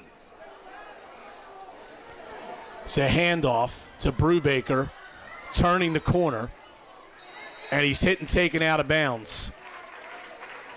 That play, Brian, was almost blown up in the backfield by a split second. St. Joe was able to get that handoff off without it being blown up by the Caper Tigers. 5-yard gain there. It was a long run for Brubaker to gain 5 yards. Ball's at the 9.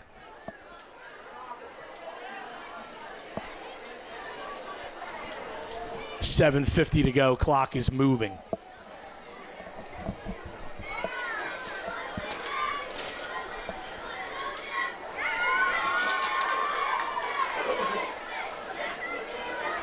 Shotgun again for Salamone with Thompson stationed to his right. He takes the snap, steps to his right, throws too high. Had a man, DeJesus, down there in the end zone, threw it too high and incomplete. That was one heck of a throw again by Salomon. He rifled that ball. 3rd down and 5. Brian, next week we said we'll be in Wildwood. Well, Lower Cape May will be going to Egg Harbor Township for a matchup, big matchup, on the 3rd. And now we have a timeout being called by St. Joe. And being down 18, they have to call a timeout with the clock stopped to get organized here. And that's a big timeout there for the Wildcats. North Wildwood Recreation Department proudly supports local high school sports and Cape Atlantic Live. For info on all of their programs and activities, 609-522-2955. Eric Simonsen and Antoine McClelland, New Jersey Assemblymen, are proud supporters of CapeAtlanticLive.com sports. Square One Design handles web design, custom programming, internet marketing, and more right here in Cape May County. Check them out at designsquareone.com. Wildwood now leads 25-6 over Palmyra early 4th quarter, so the Warriors look like they're about to win their 2nd straight. And Brian, while Lower Cape May goes to EHT next week, St. Joe will travel to Buna for a away game against the Chiefs. West Jersey football action in full swing in late September. Salomon this time will go under center. Oh, the ball was snapped, and this flag will almost has to go against St. Joe. Yeah, there was a flinch up on the right side. I believe the right tackle.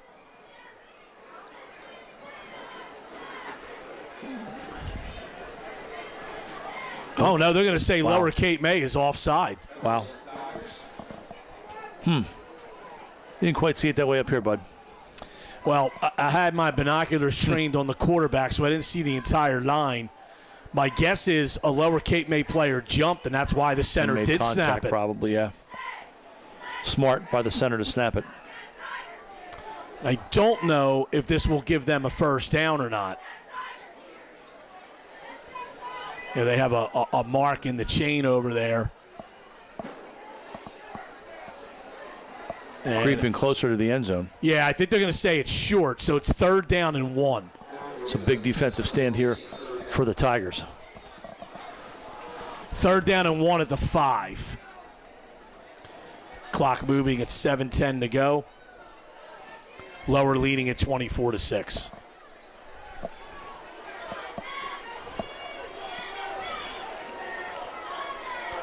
De Jesus out wide left by himself. They're taking an awful lot of time for a team that's down 3 scores. He didn't get in. Salomon, he'll get it on that 2nd effort. He'll get that 1st down.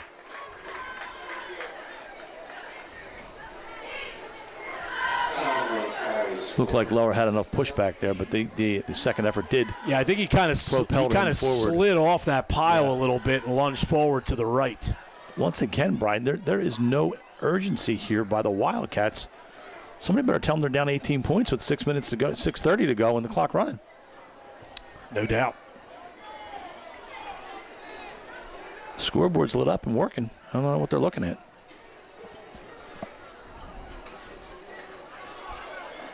They haven't been very effective stopping Lower Cape May in the 2nd half here. Salomon goes under center this time, again taking his time. Takes the snap, hands to Thompson. Thompson is in for the touchdown from 4 yards out. That is the first touchdown by St. Joe today. I would imagine they're going to go for 2 here, Brian. Well, they don't have to. They can go for 1, and it would make it a 2-score game at 11 points. So we'll see what they decide to do here.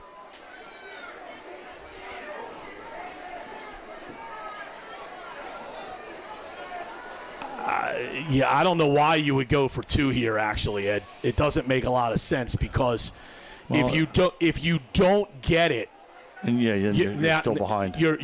Now you need 2 touchdowns. Right. if you kick the extra point, a field goal, a touchdown, and a 2-point conversion ties the game. And you have a good kicker. This doesn't make a lot of sense to me on why you would go for 2, but that's what they're doing. They hand it off to Thompson. He will not get in. Initial hit by Max Bracken there. And they better control Bracken because he doesn't want to showcase that too much on the sideline and taunt the sideline, and they quickly get him off the field. Great stop by the Caper Tigers. Yeah, I don't particularly understand that decision. No. You have to kick that extra point there. I guess he figured if they got to 14, they would need a touchdown and a field goal to tie it up. So, nonetheless, we are at 24-12 with 6 minutes and 2 seconds left to play here in Irma. Beautiful night for high school football. Nice crowd. Senior day for the Caper Tigers. Nice festivities prior to the game, honoring the senior football players, cheerleaders, and band members. Cheerleaders right below us, cheering on their football team and entertaining the crowd here tonight. Cannot let them go unnoticed. They put a lot of hard work in as well as the athlete football players here on the field. So St. Joe to kick off here. And Lower Cape May is kind of half expecting an onside kick. They have 9 players within 7 yards of the 50. They got to make sure that St. Joe doesn't just bash this into the front line and try and get it to bounce off a player and cause a fumble. Weldon to boot it.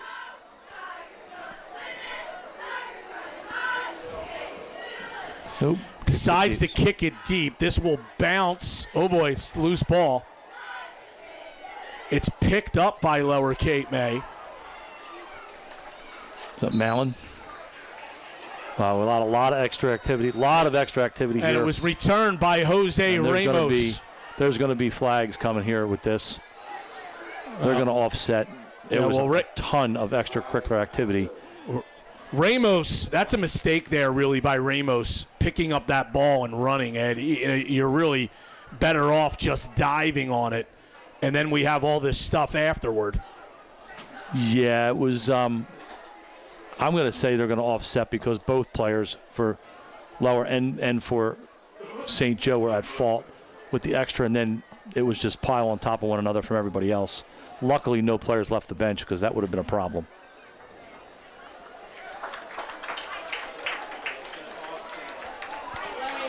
Yeah, they're going to offset, like we said.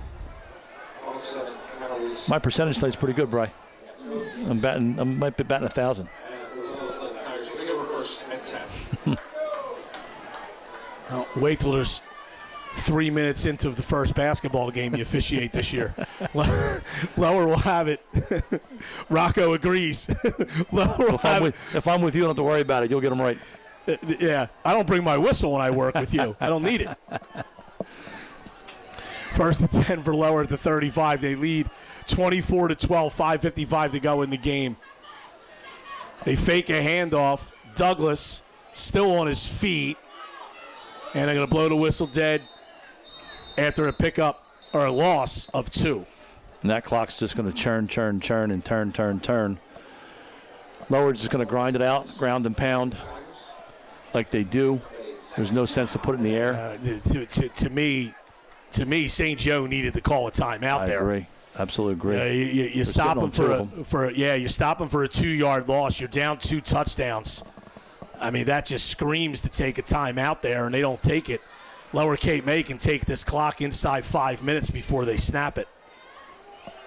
And still has 3 timeouts in second down.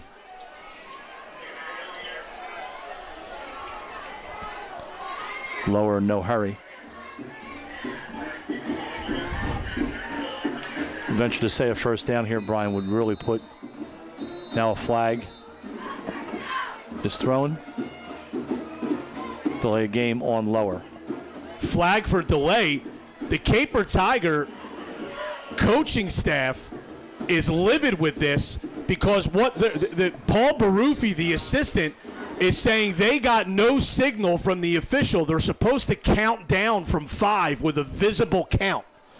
And Paul Baruffi was in the official's face saying, we didn't see you count. And the whistle blew and the flag was thrown. Nonetheless, we have a penalty and second and 17. It looked like Lower there, Ed, was going to take it down to 1 or 2 seconds and call a timeout, and they never got a chance to. Fernandez will run it around the end here. He's got to stay in bounds, keep the clock moving. He's not going to get anywhere. He loses 3 yards. Fumbles at the end, but well after the whistle. Definitely not a fumble. And now we have another flag down. For another unsporting penalty here. This has to stop. It's unnecessary for either team to bark and chirp right now. Unnecessary. Well, sometimes what you wonder, Ed, is, and again, I'm not as well versed in the rules of high school football, but I think when you have this stuff happen, give the officials the ability, without an additional penalty, if you have kids chirping like this is going to be a 15-yard penalty on St. Joe for unsportsmanlike conduct. And a first down. The official should have the ability to turn around and say, Coach, take number X out of the game. Take them out for at least a play. Yeah. The official should have that ability. But because you have some coaches, they'll have kids getting, I agree. They'll have kids getting unsporting fouls, and they don't do anything to them. They leave them in the game. I agree, but also Frank Burbridge brought both captains together early in the third quarter and read them the riot act at midfield. Right. And he could have had penalties there. And since that was done, they held true to their word. They weren't putting up with it anymore, and they're going to call flags on this. They were told to knock it off. Yeah, it's in high school football, this is not an automatic first down. No, so now not. it's third down and about corrected. 4. There goes my 1,000% swinging.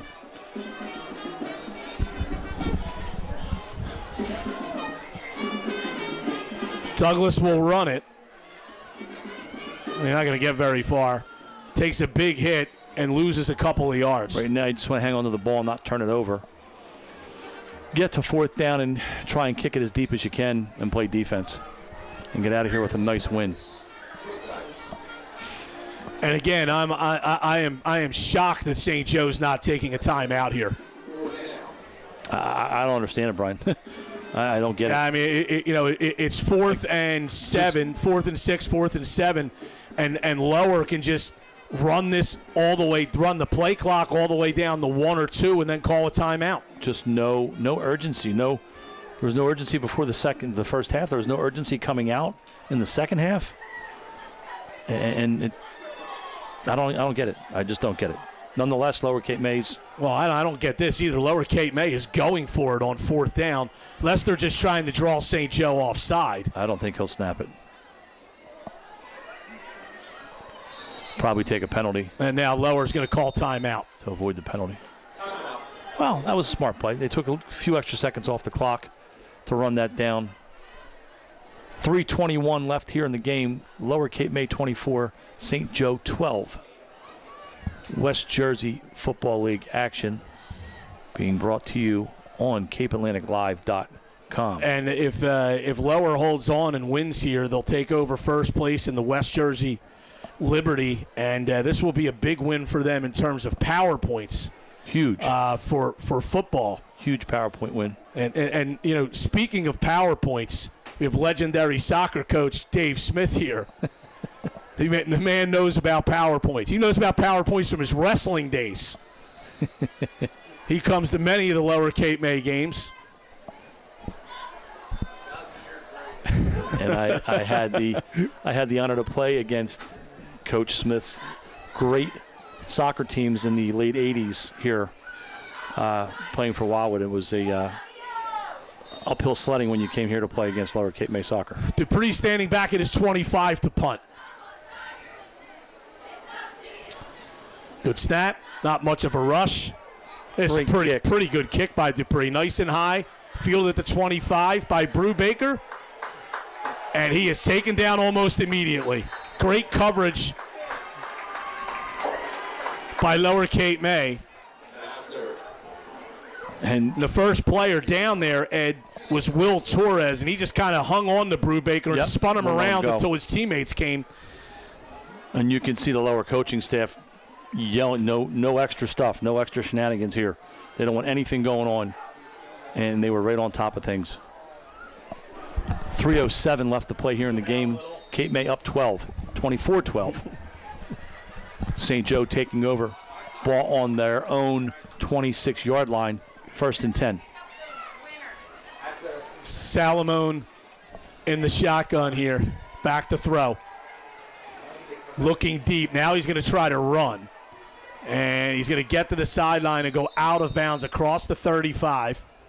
And they'll mark him down at the 37, which should give him a first down. Good run by Solomon there. Terrific athlete, that young man. Terrific athlete. Has a great mind for a junior. Lower wants to get a stop here. You don't want to be in a situation late in this game where you have to try to field an onside kick. Yeah, you still have to be on point here. You're up 2 scores with 2:59 left, but the game is not over. St. Joe has shown the ability to throw it deep. To throw it deep, and one big play, and all of a sudden this gets tight. And that's what they're looking to do right here. Rolling right, throwing deep, and he's got a man down there. Incomplete. Oh, they're going to call a pass interference. Pass interference on that? Are you kidding me? Are you kidding me? And both officials had it, Ed. One was later than the other. Yeah, but wow. New York would have to take a look at that one, Brian. If we had a replay office up in the city. One of the Lower Cape May assistant coaches nearly ran 20 yards on the field to yell about that play. Now, again, in high school football, it's not a spot of the foul penalty. It's 15 yards. So it's not like they're going to move this ball all the way down to around the 10-yard line where the flag is. I'd have to see that again, Brian. It looked like he played it clean. He looked back for the ball and got his hand in there late. I believe the St. Joe player fell. I don't even know that there was contact. Unfortunate for. Well, either way, it's going to be a 15-yard. Oh, no, they just showed roughing the passer.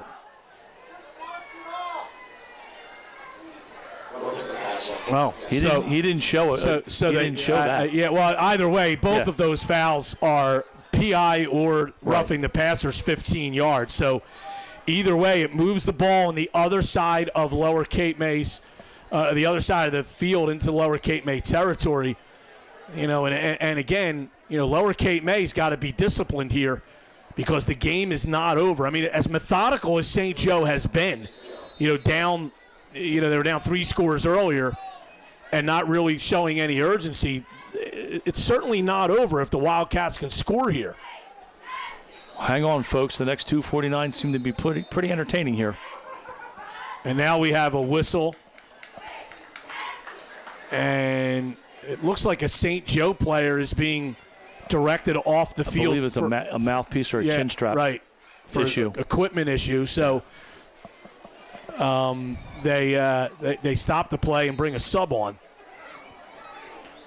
Big boy for St. Joe there. Yeah. Man, oh, man. 1st and 10 at the Lower Cape May 48. Cape May's got to get a stop here. Salamone back to pass. He's looking deep. Now he's running, and now he's being taken down and sacked. And I believe there was a hold on the backside of that, Brian, that wasn't flagged. Jaden Henry on the sack, and it's a loss of about 4. And he is the defensive player of the game so far, Brian. We've called his name a number of times. He's been in the backfield. Now he gets a sack. He's got a tackle for loss. He's been a disruptor. Having a terrific game, that young man. They'll call it a loss of 5. Now it's 2nd and 15. 2:15 to go. Clock is moving. And again, St. Joe just taking their time. Unless they know something we don't know. They're not quite over midfield. Salamone back again. Looking, steps forward.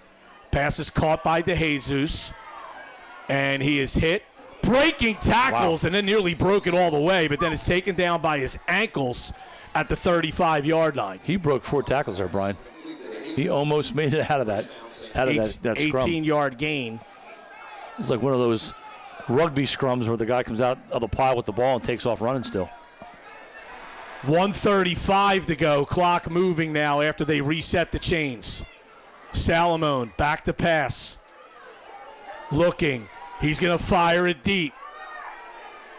And it is caught for a touchdown. Wow. Well, C.J. Mitchell. great throw by Solomon. We've said it 100 times tonight. Terrific throw.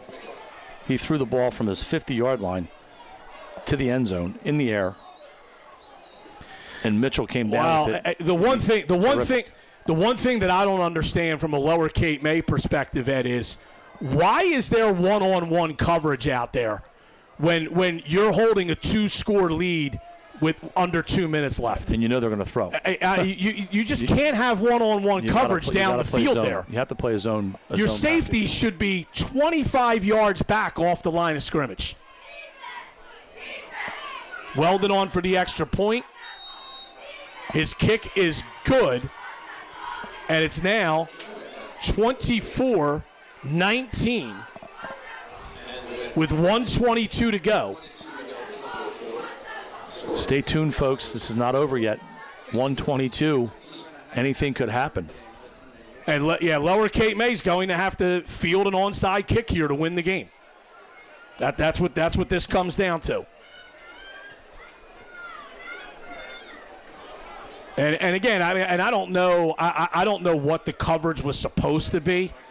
That could have been a bad play by the safety. Maybe the safety made the mistake, but you just can't have receivers in that situation running into the end zone with one-on-one coverage. You just can't have it. He was beat there by 2 or 3 steps, and then when he turned to look back, the ball was already in the air, and he lost track of the ball and the receiver, and it resulted in a catch and a touchdown for St. Joe.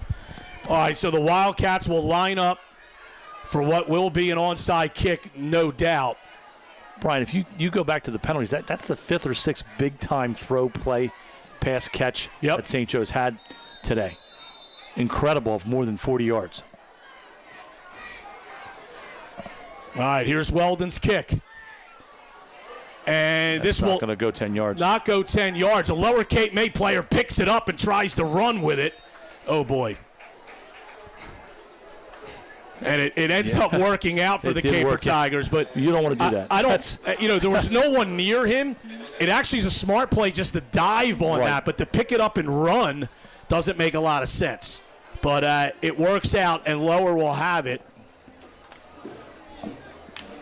1:18 left to their 4th win of the season. Lower Cape May up 24-19. Now, again, St. Joe does have the 2 timeouts, so Lower can't just take a knee and run the clock out here. They need to get a first down. Yeah, one first down ends the game. Fernandez will run it. Cuts it up. Good decision by Fernandez, and he ends up picking up about 7. Terrific play by Fernandez in that Wildcat formation. They've ran it right, they've ran it left, they've scored off of it. St. Joe calls their 2nd timeout. They've picked up a lot of yards on that. Yeah, and Fernandez, it's a smart play. You don't want to come all the way around the end and risk getting pushed out of bounds and stopping the clock. So there's 1:09 to go. St. Joe can stop it just one more time. They have 1 timeout remaining.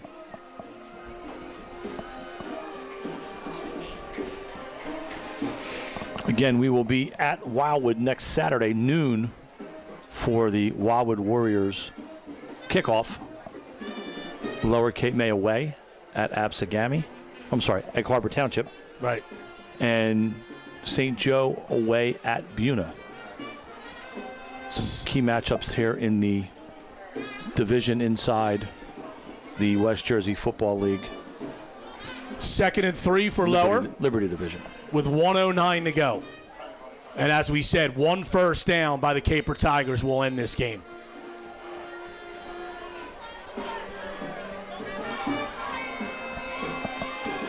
Douglas fakes a handoff, and he's going to lose yardage. loses about 2. He was stood up in the backfield. He was met in the backfield by 3 Wildcats. Actually called a loss of 3. Bring up 3rd and 6. And St. Joe takes their last time out. Last time out, yeah. And even if Lower doesn't get the first down, Ed, they can run this clock all the way down to somewhere in the less than 20-second range after this play. Well, they better, because the way Salomon's been throwing the ball deep, they don't want to give him any chance to chuck one down there with any time on the clock, because he can do it. I agree. And at 3rd and 6 here, if they don't get the first down, as crazy as it sounds, inside St. Joe's 35, if I were Lower, I'd punt. Got to pooch it. And just try to punt it. 5 or 10 yard line. Even just 10, 15 yards down the field. But we'll see what happens on this 3rd and 6. They're going to line Fernandez up in the Wildcat again.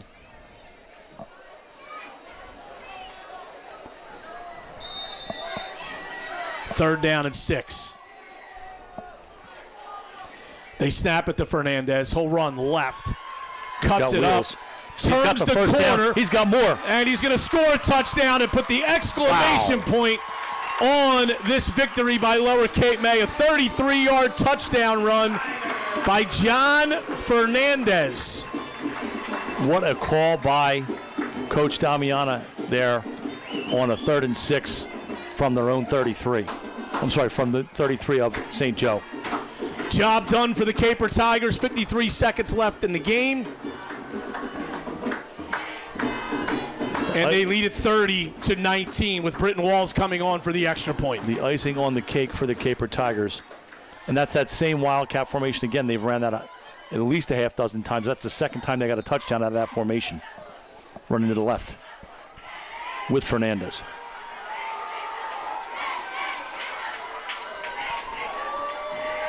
Snaps a little high. Mallon, though, gets it to the tee nicely, and Walls boots it through. 31-19. Lower Cape May. And Lower's going to move to 4-1 here. And first place in the Liberty Division of the West Jersey Football League. 53 seconds to go in the game.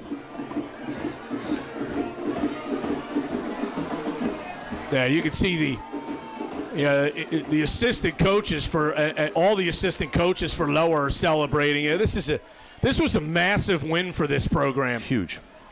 Beating a 3-0 St. Joe team. There's some extra power points involved by beating a non-public school.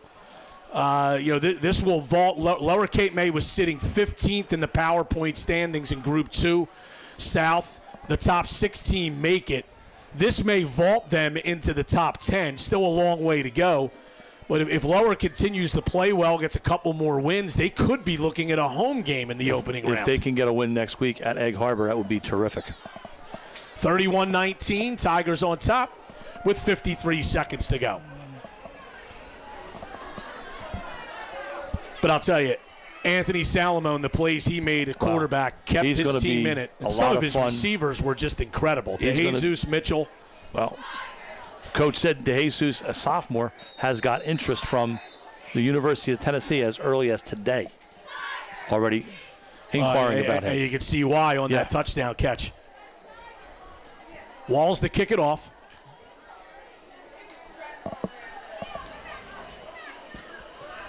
It's a line drive kick. Stays in bounds. Taken by Mitchell at about the 13. He's going to try to run to the far side. Great Terrific tackle. Still on his feet. Now he's down. Believe that was Cooper Milligan who hit him first. St. Joe will have their ball on their own 10-yard line. Well, I'll tell you, Ed, the one thing tonight, Lower Cape May has been excellent on special teams. Yes. Yeah, they got a punt return for a touchdown from Ryan Mallon in the first quarter. And their kickoffs have continually pinned St. Joe inside their 20. Dupree's had a couple of good punts for Lower. They have played a very complete game, Brian. Penalties have been down too. So the discipline has been there for the Caper Tigers. You know, and I'd have to look it up. You're going to go back an awfully long way to find the last time Lower Cape May beat St. Joe. I was going to ask you that question. There's an incomplete pass. And, you know, there was a game here. There was a game here back in the late 90s when Lower Cape May upset a really good St. Joe team when Jeff Wonder was the head coach. Yes. They won the game either 6-0 or 12-6. St. Joe did nothing offensively the whole game, got the ball back at about their own 15, marched all the way down the field, and threw an interception in the end zone in the final 2 minutes of that game. And that may be the last time that Lower Cape May beat St. Joe. You're going back to the late 90s. Could be close to 30 years. Salamone is sacked. Great sack. And that was Jonathan Dupree again. And they can't stop the clock, Brian. 17 seconds and moving. St. Joe cannot stop the clock. Yeah, let's see if St. Joe's got players that were downfield just running back to the line of scrimmage here. This will most likely be the final play of the game. Salamone takes the snap. He's back in the end zone. He's looking to throw it deep. And he just throws it short. It's caught. They're going to say incomplete. The player was out of bounds. And that will do it. A 31-19 win by Lower Cape May. A terrific win by the Caper Tigers. For our executive producer, Matt Ulmer, for Sean Kniff on the camera, my partner, Ed Gorski, I'm Brian Kniff. Lower Cape May takes over first place in the West Jersey Liberty. They move to 4-1 overall with a 31-19 win. Thanks for joining us on Cape Atlantic Live.